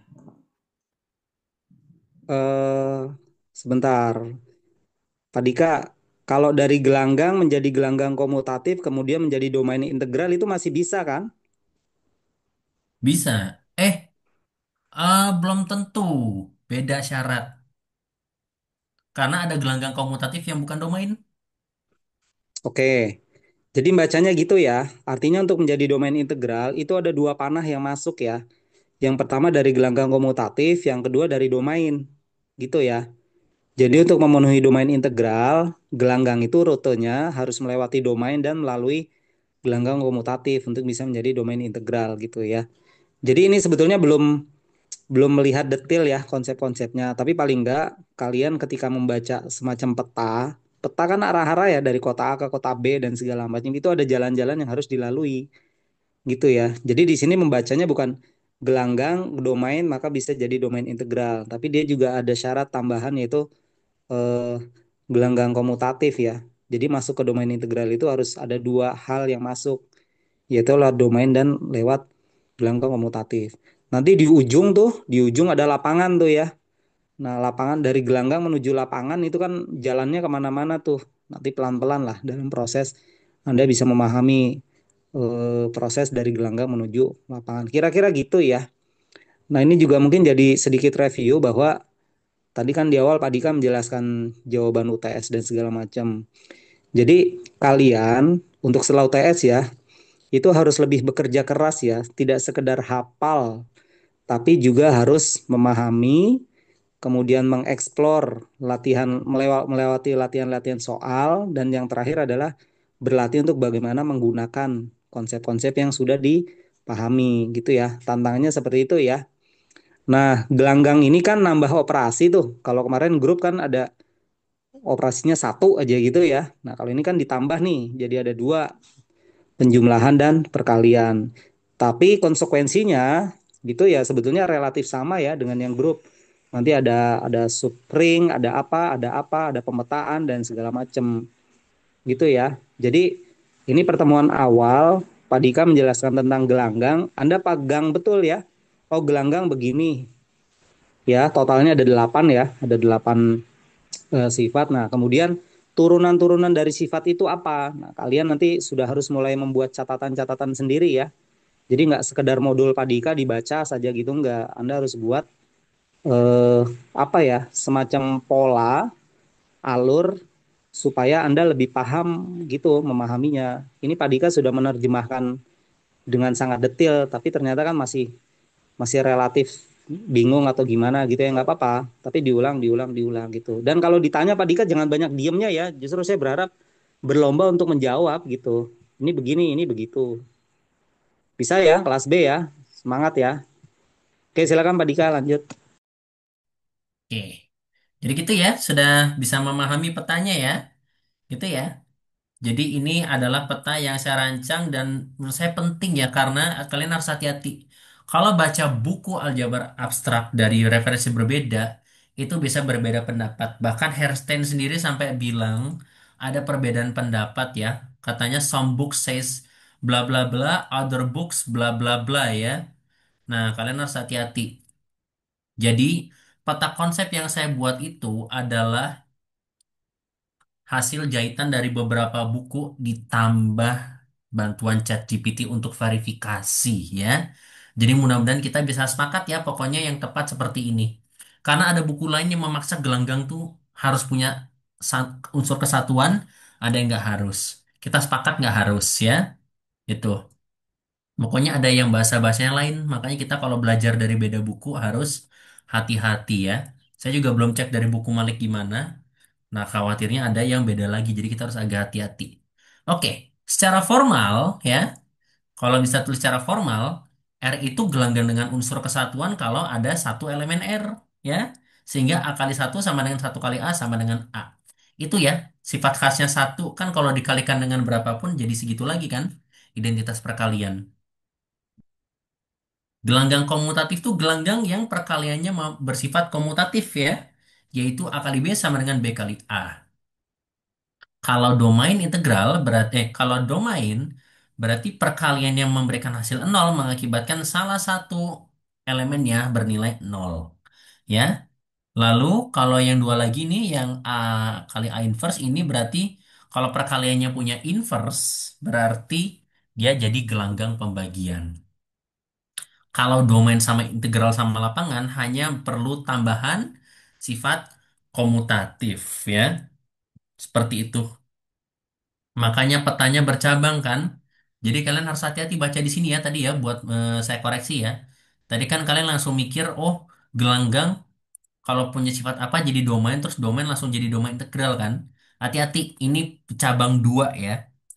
Berarti domain integral itu dia harus domain dan harus komutatif. Lapangan juga sama ya. Lapangan itu harus komutatif dan harus merupakan gelanggang pembagian ya. Kalau nggak komutatif cuma jadi gelanggang pembagian doang, nggak jadi lapangan ya. Gitu. Oke, mungkin biar kita langsung praktek dan review apa yang sudah kita pelajari, kita akan coba memeriksa gelanggang ya. Nah, kita start dari lapangan nih. Buktikan bahwa bilangan real yang dilengkapi dengan operasi penjumlahan dan perkalian biasa, yaitu R plus kali, membentuk sebuah lapangan. Ya, jadi kalau kalian lihat hierarki ini, ya peta konsep ini, kita bisa lihat bahwa lapangan itu adalah gelanggang yang paling kuat ya, yang sifatnya paling macam-macam ya, gitu. Sifatnya paling ketat dan paling kuat, makanya nggak semuanya bisa jadi lapangan ya, hanya sedikit yang bisa jadi lapangan. Tapi himpunan bilangan real yang dilengkapi dengan operasi penjumlahan dan perkalian itu membentuk sebuah lapangan. Nah, berarti kalian harus buktiin apa ini berarti? Ya kan semua lapangan kan gelanggang. Berarti cara belajarnya sama kayak tadi. Kalian harus buktiin dulu kan himpunan bilangan real itu merupakan sebuah gelanggang kan? Ya udah, sebut aja dari sifat paling pertama. Sifat bilangan real itu memenuhi apa? Ayo nih, nginget yang tadi banget baru diajarin tentang sifat gelanggang. Kan modulnya udah di-download tuh, udah pada bisa lihat berarti kan? Berarti kalian harus katakan dulu himpunan bilangan real tuh kayak gimana berarti? Tertutup, Pak. Oke, tertutup terhadap operasi apa? Plus. Operasi penjumlahan kan? Nah, sekarang bilangan real tertutup dengan terhadap operasi penjumlahan. Berarti gimana cara ngomongnya kalau pakai bahasa matematika? Ya, silakan. Fatin. Wah, sorry. Mungkin saya tadi kurang nyimak. Dia untuk pembuktian sebelum distribusi yang plus aja, yang kali enggak gitu. Loh, distributif kan campuran tambah sama kali. Iya, soalnya di sini tulisannya R, plus koma kali gitu. R kompleks koma kali emang benar. R plus kali, tapi kan ini. Tapi kan kalau distributif ada pakai plus sama pakai kali sekaligus. Kan kalau Pak Dika sifat-sifat. diulang. Pak Dika tadi gimana pertanyaannya? Jadi Fatin nanya, Pak, Bapak Fatin. kayaknya itu ya, sepertinya Pak Dika hanya membuktikan sifat distributif untuk operasi penjumlahan doang ya. Nah, jawaban saya enggak. Kan sifat Oh, distributif itu kan memadukan dua operasi itu sekaligus. oh, Tidak enggak, Pak. seperti yang sebelum-sebelumnya kan? Oh, enggak. Maksud saya pembuktian tertutupnya itu yang plus aja. Oh, enggak. Ternyata ini pas saya lihat lagi di bawahnya juga ya ini. Oh, Ternyata yang dua tertutup. kali Iya, juga. berarti buktinya dua kali nanti. Tertutup terhadap penjumlahan sama tertutup terhadap perkalian. Gitu, Fatin. Oke, Pak. Kasih. Oke. Sorry ya. Sip, oke. Nah, sekarang gimana coba? Katanya kan operasi bilangan real kan tertutup terhadap penjumlahan. Berarti pakai bahasa matematika gimana cara nulisnya? Untuk setiap kali tambah dan laku A tambah B sampai terakhir. Oke, A tambah B elemen R ya. Oh iya, Fikri mungkin bukan masalah jaringanmu di sana. Kalau misalkan suaranya agak suka kedengar, khawatirnya ada sesuatu dengan mic kamu mungkin ya. Barangkali bisa dicek dulu. Kayaknya bukan jaringanmu sih, tapi kayaknya mic-nya ya. Karena dari itu saya agak susah dengar. Tapi saya nangkap ya. Untuk setiap A dan B di R, berlaku A ditambah B itu juga bilangan real ya. Nah ini gak usah dibuktiin ya. Karena buat kalian yang udah pada ngambil mata kuliah analisis real kan? Udah kan? Analisis real satu udah kan? Lagi ngambil kan? Sudah, Lagi Pak. ngambil terus belajarnya pakai buku Bartel kan? Iya, Pak. Kalau kalian baca buku Bartel di awal di bab satu bagian paling pertama, ini semuanya ada ya. Bahkan buku Bartel tuh sebegitu detailnya sampai menjelaskan sifat-sifat sebuah gelanggang ya secara tidak sengaja. Padahal niatnya cuma ngomongin sifat bilangan real ya, tapi itu detail sekali ya. Jadi buat kalian yang baca buku Bartel dengan rajin, bagian pertama pasti bisa jawab yang ini. Karena sama persis ini tulisannya kayak di buku Bartel ya. Oke, yang pertama A tambah B elemen R. Tertutup. Yang kedua,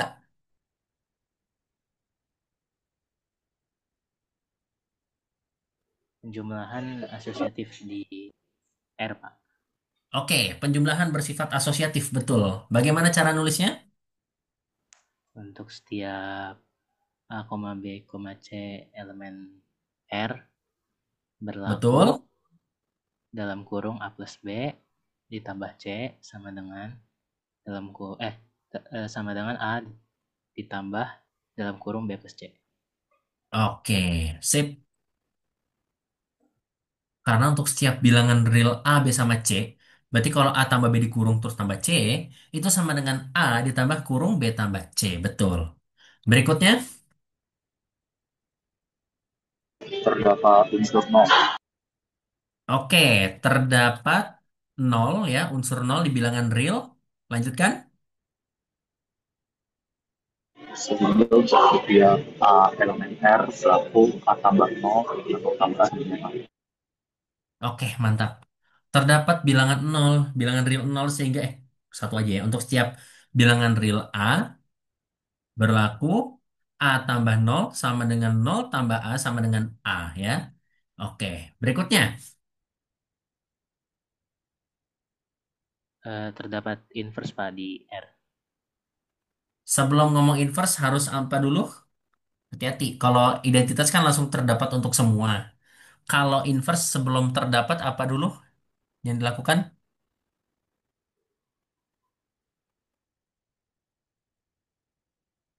Gini, ini saya kayaknya cuma pernah ngajarin di A ya. Kalau identitas itu ibaratnya dia bisa beroperasi dengan siapa-siapa. Tapi kalau identitas itu pasti kalau inverse itu pasti berpasangan kan? Inverse-nya siapa kan?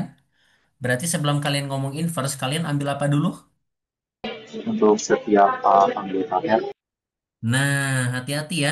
Ini kan bahasa kuantor ya. Kuantornya tidak boleh dibalik. Jadi kalian kalau ngomong identitas terdapat dulu lalu untuk setiap. Kalau inverse, ambil dulu bilangannya. Karena kan setiap bilangan punya inverse yang berbeda-beda kan? Jadi ambil dulu bilangannya, baru terdapat inverse ya. Inverse-nya gimana?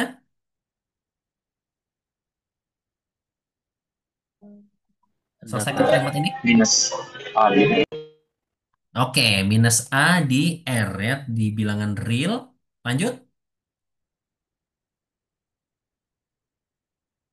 sehingga A plus minus A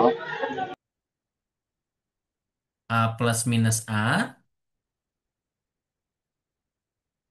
Ya, lanjut. sama dengan A plus A sama dengan Iya, sama dengan min A plus A min A plus A sama dengan nol ya. Betul. Yang kelima,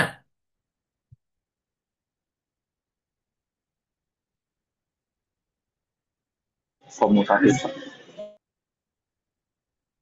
komutatif. Berarti gimana ngomongnya?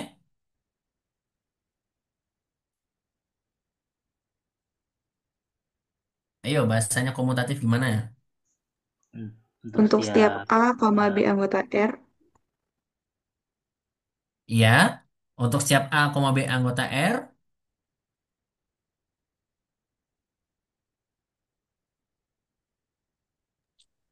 Berlaku A plus B sama dengan B plus A.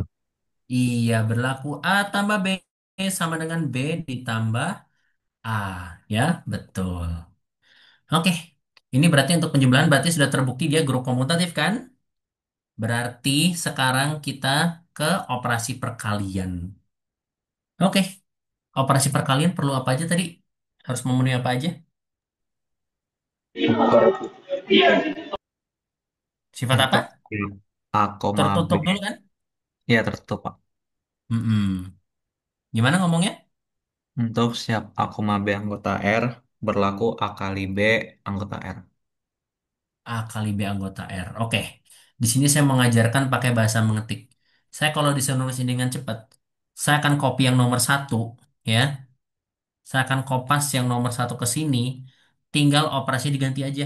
Tinggal saya pakai kali. Nggak usah pakai simbol kali ya, langsung AB elemen R. Gitu kan ya? Nah, jadi ibaratnya, kalian kalau mau menghafal sifat bilangan dengan gampang, itu kalian banyak yang tinggal kopas aja nih dari bawah di atasnya ya. Meskipun mungkin ada sedikit yang berbeda. Berarti setelah ketertutupan perkalian apa berarti?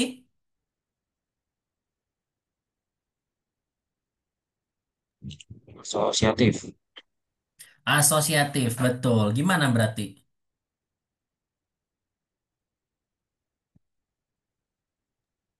Di copy aja tuh Pak yang nomor 2. Betul, Kopas aja yang nomor 2, tapi apa yang diganti? Tambah Operasinya dua. diganti Pak. Jadi Iya, coba perkalian. dibaca. Saya akan ganti setelah kalian baca. Setelah ini di Kopas gimana berarti bacanya? Baca nomor 7. Kurung A Dalam kali B. kurung A kali B dikali C Ya, untuk Sama siap A dengan beda. A Mm-mm. kali B kurung C. Iya, ya. Untuk siap A, B, dan C di R itu berarti A kali B kali C sama dengan A kali B kurung BC ya. Seperti itu. Oke. Nah, yang nomor 8 hati-hati. Nomor 8 kan gini. Tadi kan perkalian itu untuk gelanggang cukup sampai ketertutupan dan asosiatif. Berarti udah selesai kan? Berarti sifat terakhir gelanggang apa tadi yang baru?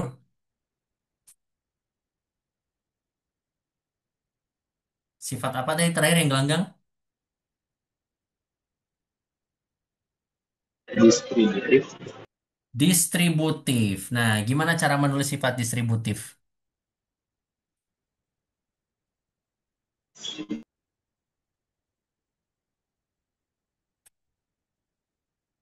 Gimana cara nulis sifat distributif?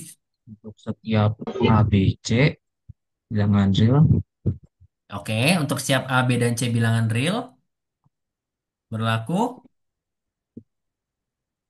berlaku A kali dalam kurung B plus C sama dengan A kali B, A dalam kurung A kali B tambah dalam kurung A kali C. Nggak usah dalam kurung ya. Tadi saya dalam kurung itu Nggak biar usah. kalian nggak pusing sama operasinya doang. Tapi pada prakteknya nggak perlu ya. Jadi boleh langsung tulis A, B, A, C. Itu distributif kiri. Kalau kanannya gimana kanannya berarti?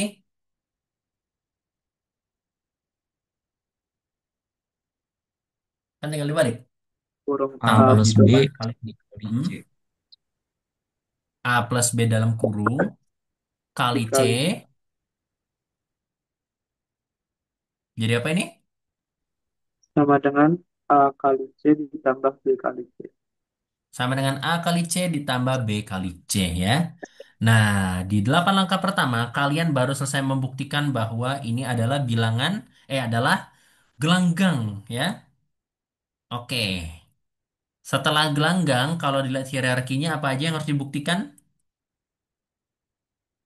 Komutatif. Mau komutatif dulu boleh, silahkan. Kalau komutatif berarti kopi yang mana nih? Kayaknya tadi udah kita ngomongin komutatif deh.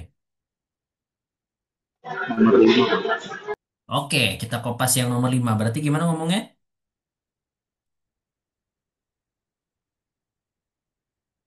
Untuk setiap A, B Eh, anggotanya. Kalian kalau ngomong harus lengkap ya karena gini, ketika saya kalian minta kalian untuk ngomong, itu saya mau kalian terbiasa dan belajar untuk baca. Jadi jangan setengah-setengah bacanya ya, karena ini buat ngelatih juga ya untuk kalian baca secara lengkap dan lancar dan tepat ya. Karena kalau nggak dibiasain nanti keluar kayak di ujian masih ada yang salah nulis, salah memahami ya. Gitu. Itu caranya kalau mau memaksimalkan pemahaman kalian. Jadi silahkan baca dengan lengkap sifat komutatifan perkalian gimana berarti? Untuk setiap A, B anggota R berlaku AB sama dengan BA. Nah, gitu ya. Harus sering-sering biasa baca kayak gitu. Untuk setiap A dan B elemen R berlaku A kali B sama dengan B kali A. Sip. Yang komutatif udah beres ya. Saya centang-centangin aja di petanya ya. Kan kalau lapangan harus semuanya nih. Oke. Lalu komutatif udah. Apalagi nih? domain, Mau sifat yang mana? domain. Terserah, mau gelombang, tapi sebut gimana cara bacanya. Untuk setiap A, B sama dengan nol, maka A sama dengan nol atau nol. Oke, saya coba luruskan lagi ya cara membacanya ya. Ini untuk domain berarti ya. Untuk setiap A dan B elemen R, jika A kali B sama dengan nol, ya, atau yang langsung aja untuk setiap A B sehingga A kali B sama dengan nol, maka A itu sama dengan nol atau B sama dengan nol kan ya? Gitu. Oke, berarti untuk yang domain sudah beres. Berarti sifat apa ini yang harus dibuktikan banget langsung? Domain integral. Domain integralnya iya sih otomatis ya, karena udah terpenuhi dua-duanya ya. Karena dia domain dan komutatif, berarti domain integral. Sekarang apa nih yang harus dibuktikan? Bilangan dengan kesatuan. Unsur kesatuan. Siapa unsur kesatuan di bilangan real? A, Identitas perkalian berapa? satu. Satu, Pak. Satu. Berarti nulisnya gimana? Kopas nomor tiga berarti gimana? Terdapat Kan ini identitas satu penjumlahan. elemen Kalau perkalian R berarti terdapat satu. Mhm. sehingga berlaku untuk setiap A elemen R berlaku A kali satu sama dengan satu kali A sama dengan A. Oke, betul. Terdapat bilangan real satu atau satu elemen R. Sehingga untuk setiap A elemen R berlaku A1, A kali satu sama dengan satu A sama dengan A. Ya, oke. Coba kita lihat. Berarti ini centang. Udah. Domain. Nah, sekarang. Apalagi harus dibuktikan? Gelanggang pembagian, Pak. Gelanggang pembagian. Kenapa gelanggang pembagian? Silakan dibaca sebutnya, dibacakan sifatnya.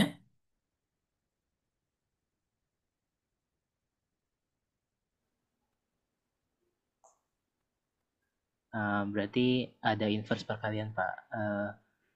Untuk untuk setiap A elemen R eh, terdapat suatu elemen A pangkat minus satu, sehingga Oh, A kali A pangkat minus satu sama dengan A pangkat minus satu kali A eh, sama dengan satu. iya, betul. Jadi kita menggunakan sifat yang nomor 12 tapi nomor 4 nomor berarti nomor 4 di kopas ya. Inverse. Nah, tadi kamu bilangnya A pangkat min satu. Bisa nggak dispesifikkan kalau di bilangan real inverse perkaliannya A itu berapa sih atau siapa sih? Seperapa? Satu per A. Jadi boleh langsung ditulis ya. Atau gini, A inverse A pangkat min satu sama dengan satu per A itu elemen R.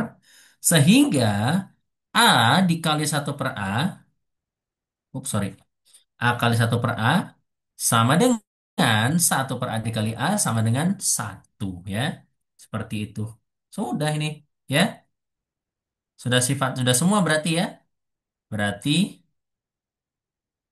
terbukti bahwa bilangan real yang dilengkapi dengan plus dan kali itu merupakan sebuah lapangan ya. Merupakan sebuah lapangan. Sip ya. Gitu caranya. Sip. Oke. Udah pas 14.40 ya. Sebenarnya saya bisa harapnya bisa bahas lebih banyak ya. Ya udah, berarti kurang lebih perkenalan untuk lapangan kurang lebih seperti itu dan untuk pembahasannya tadi gitu ya. Karena ini tulisannya nanggung dikit kayaknya nggak usah saya share kali ya. Nanggung soalnya ya. Oh, iya, Fikri kenapa Fikri? Maaf Pak, suara saya jelas nggak? Iya, jelas-jelas. Pak, saya mau nanya. nomor 12 kan di kalimatnya untuk setiap anggota R ya itu terdapat gitu-gitu bla bla bla gitu. Hanya nol itu nggak punya inverse ya Pak di perkalian.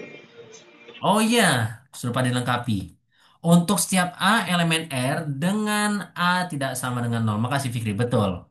Ya, syaratnya adalah inverse-nya itu adalah inverse yang tidak nol berarti ya. Tadi saya lupa.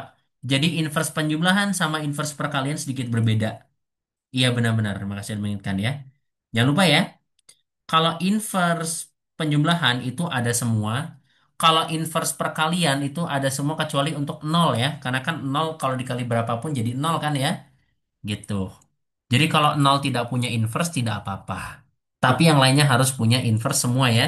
Gitu. Jadi ini tinggal dilengkapi ya. Untuk setiap A elemen R dengan A tidak sama dengan nol. Ya Zidan silakan. Bapak saya mau nanya, ini mau mastiin aja sih Pak, berarti kalau lapangan itu harus ngebuktiin semuanya ya Pak, bukan bukan kalau dia gelanggang pembagian dan dia gelanggang komutatif maka dia udah bisa disebut lapangan ya. Nah, betul Zidan. Soalnya Kelihatannya tadi kan Bapak juga ngebuktiin domain juga sih Pak. emang. Oh Bukannya iya, kalau oke oke. bukan Sip sip, pertanyaan bagus.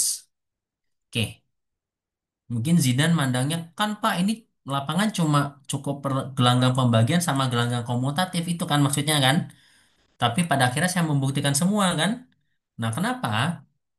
Kalau membuktikan lapangan harus membuktikan gelanggang komutatif sama gelanggang pembagian kan? Masalahnya kamu kalau membuktikan gelanggang pembagian harus buktikan gelanggang dengan kesatuan dulu kan? Masalahnya kalau buktiin gelanggang dengan kesatuan harus buktiin ini dulu kan? Terus buktiin gelanggang komutatif harus buktiin ini dulu kan?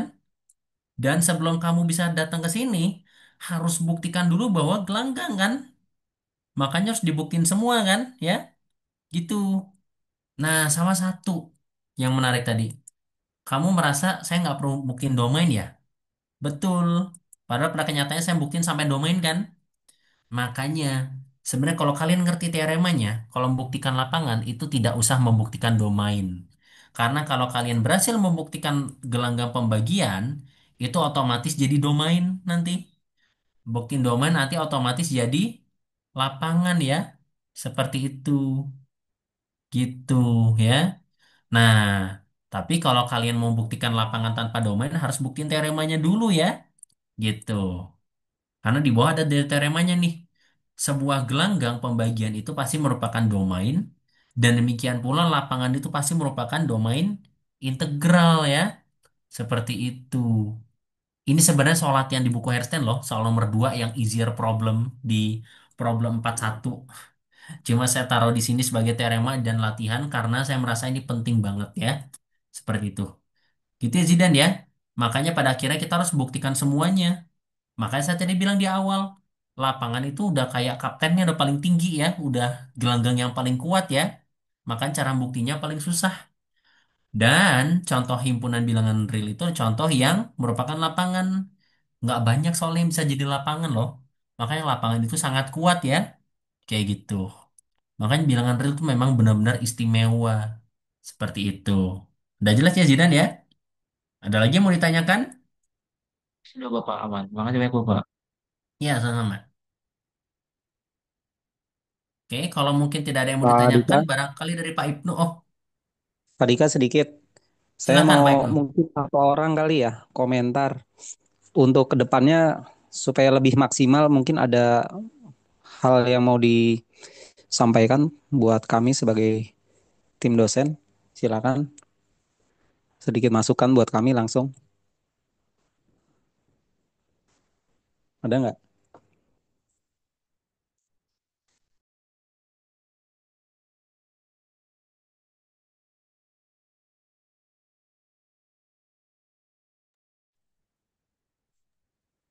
Polanya begini aja udah cukup.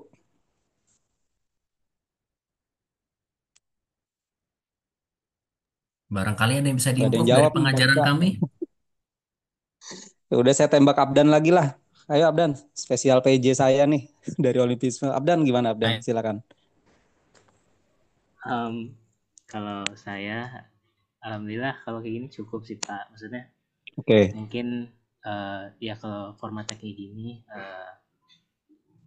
apa namanya, sama ini ya latihan soal mungkin udah cukup, tapi apa ya, mungkin kalau saya pribadi eh, apa ya, agak ini sih, agak em, suka ini Pak, suka apa namanya, agak jujur aja agak malas gitu buat yang ngerjain soal itu. Jadi ada beberapa tuh nggak maksimal gitu kan. Mungkin soal eh, apa ya, soal-soalnya tuh belum dieksplor lebih lanjut. Jadi eh, menurut saya sih itu Pak. Nah, itu dari saya sendiri sih. Mungkin dari Fatin beda kali. Eh, boleh Tin. Ya, Fatin, coba tuh ditunjuk Abdan. Ya, mungkin kalau dari saya sendiri kan ini udah saya suka dengan pengajaran ini. Cuman kalau yang dari yang lalu-lalu kan emang kalau nggak yang terjawab itu terdominasi atau lama banget jawabnya. Jadi mungkin bisa aja eh, ditunjuk aja gitu. Misal Pak Dika atau Pak Ibnu mau menjelaskan suatu teorema atau ini soal-soal gini kan gimana gitu, nah itu boleh tunjuk aja, cuman nggak apa tidak perlu pressure gitu loh, jadi kalau emang nggak bisa bisa dipandu gitu gitu sih, jadi nggak perlu ditunggu gitu loh Pak. Oke, Pak Dika, dicatat ya. Pak Dika, kita kayaknya nggak usah nunggu jawaban mereka. Pak Dika punya pertanyaan, saya punya pertanyaan, langsung aja sebut. Kayak tadi kan, baca gimana? Udah, saya tunjuk Abdan. Mau bisa, mau enggak, pokoknya tunjuk gitu aja. Itu akan lebih cepat. Dan yang belum ditunjuk nanti protes ya. Pak, ini yang ditunjuk saya belum pernah gitu, nanti protes ya. Mudah-mudahan setengah semester ini semua tertunjuk gitu ya Pak Dika ya. Emang targetnya Eh, gitu ya, tertunjuk ya, gitu. ya, Benar-benar. pokoknya nggak pernah ditunjuk, pokoknya ya rugi intinya sih gitu. Karena mungkin saya dan Pak Dika ada beberapa yang belum hafal gitu ya. Terus ya saya sih pesan secara pribadi di apa digunakan tuh konsep SKS-nya ya. Jadi belajar mandirinya itu Anda harus maksimalkan lagi. Kalau tugas terstruktur dari kami mungkin relatif mudah dikerjakan gitu ya. Ya berarti kembali ke belajar masing-masingnya itu tuh. Silakan gitu ya di luar kelas secara mandiri ngulik-ngulik. Kalau masalah motivasi soal tadi ya Abdan, ya kerjakan dari yang mudah dulu Abdan. Karena ini belajarnya belajar struktur ya, sifat-sifat ya, bukan sekedar menghitung satu tambah satu sama dengan dua, tapi perumuman gitu ya. Nah itu kalau nggak dapat motivasinya mungkin dapat konsep dasarnya juga nanti jadi kurang gitu. Nah tapi yang sudah semangat karena bisa mengerjakan soal ya ditingkatkan lagi. Tapi mulai dari yang mudah dulu ya untuk kalian ya mengerjakannya gitu. Hal yang soal sederhana aja dulu. Dan jangan malas nulis, intinya gitu. Ini Pak Dika udah bikin modul terus kalian cuma baca, nyimak rekaman nggak bisa. Harus ada satu catatan sendiri yang kalian buat dengan bahasa kalian gitu. Mudah-mudahan dengan itu bisa mendapatkan pengetahuan dengan cara kalian sendiri gitu. Karena konstruksi pengetahuan saya maupun Pak Dika ya sudah terbentuk, transfernya ya begini gitu ya. Pak Dika begini, saya seperti apa. Nah, kalian harus menemukan bentuknya sendiri gitu ya. Paling gitu dan mungkin kita akan sering nanya ini Pak Dika ya, konsep ulang lagi ring apa, berapa biji, apa aja, begini, begitu, begini, begitu. Nanti model UASnya kan close book lagi ya. Jadi ya kalian sudah harus terbiasa mengingat gitu, tinggal mempergunakan konsepnya. Mungkin gitu ya gambarannya. Semakin menarik insya Allah materinya ya Pak Dika ya, setelah UTS tentang ring ini gitu. Dari saya gitu aja Pak Dika, terima kasih. Oke. Kalau dari saya, berarti terkait masukannya langsung tunjuk aja, berarti Fatin siap sering ditunjuk berarti ya? Insya Allah, cuman kalau Nah, kayak emang bener-bener nggak tahu jangan terlalu di pressure gitu sih Pak. iya sih. Sebenarnya itu saya bukan pressure, bukan cari jawaban benernya. Saya nge-pressure maju ya, pressure ada yang jawab. Saya pernah bilang kan kalau di kelas kan, ayo maju dulu nanti saya bantu gitu kan. Nah, masalahnya jawab aja enggak gitu kan, atau maju aja belum berani. Gini, kalau kalian belum menunjukkan kemauan belajar, saya nggak bisa bantu. Tapi kalau udah mencoba menjawab, saya kan bisa koreksi salahnya di mana, harusnya gimana kan? Gitu. Ya. Soalnya kalau enggak, Ya gimana, saya kalau misalnya kalian nggak ada respon atau gimana, saya juga nggak tahu kan kalian ngerti atau enggak kan. Itu yang pertama ya, gitu. Yang kedua, terkait masalah belajar. Nah, ingat ya, sebenarnya aljabar abstrak itu tidak cocok diajarkan dengan ceramah ya. Harus diajarkan dengan metode diskusi bersama. Jadi nggak cuma saya doang mikir, tapi kaliannya harus ikut diskusi, harus ikut ngulik, harus ikut ngerjain. Biar kalian ikut mikir ya. Karena kalau diceramahin nggak akan masuk. Kalian nggak akan ikutan ngulik, jadi nggak bisa ngerasain ya. Seperti itu. Jadi mau nggak mau ya harus ngerjain soal, harus latihan terus biar kalian bisa ya. Seperti itu. Di sini kan saya pasti ninggalin latihan sampai banyak gitu kan ya. Apalagi kayak coba latihan bab 2 saya kasih sampai berapa puluh soal itu saya kasih coba ya. Itu kalau nggak salah banyak sekali. Coba latihan 2 3 oh enggak deh nggak sampai 30-an ya. Pokoknya sekitar 20-an latihan ya, nggak tahu dua berapa gitu. Sampai 26 latihan ya saya berikan ya. Seperti itu. Ini kerangkap 2 lagi harusnya 227 ya. Kayak gitu. Jadi memang harus banyak dicoba, harus banyak kerjain dan kayak Pak kata Pak Imu tadi ya, konsep SKS-nya harus digunakan ya. Seperti itu. Oke, mungkin untuk pertemuan hari ini cukup. Silakan nyalakan kamera untuk dokumentasi.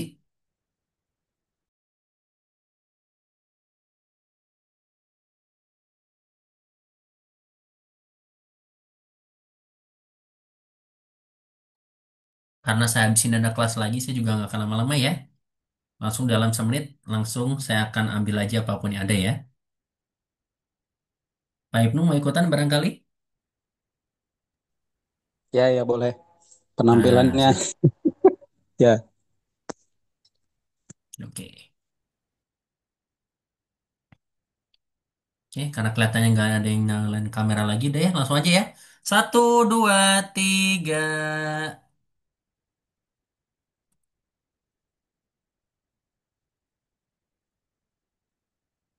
Oke, sudah selesai dokumentasinya. Kalau begitu, demikian pertemuan kita hari ini. Semoga pembelajaran hari ini bermanfaat dan mohon maaf apabila ada kekurangan pada pengajaran hari ini.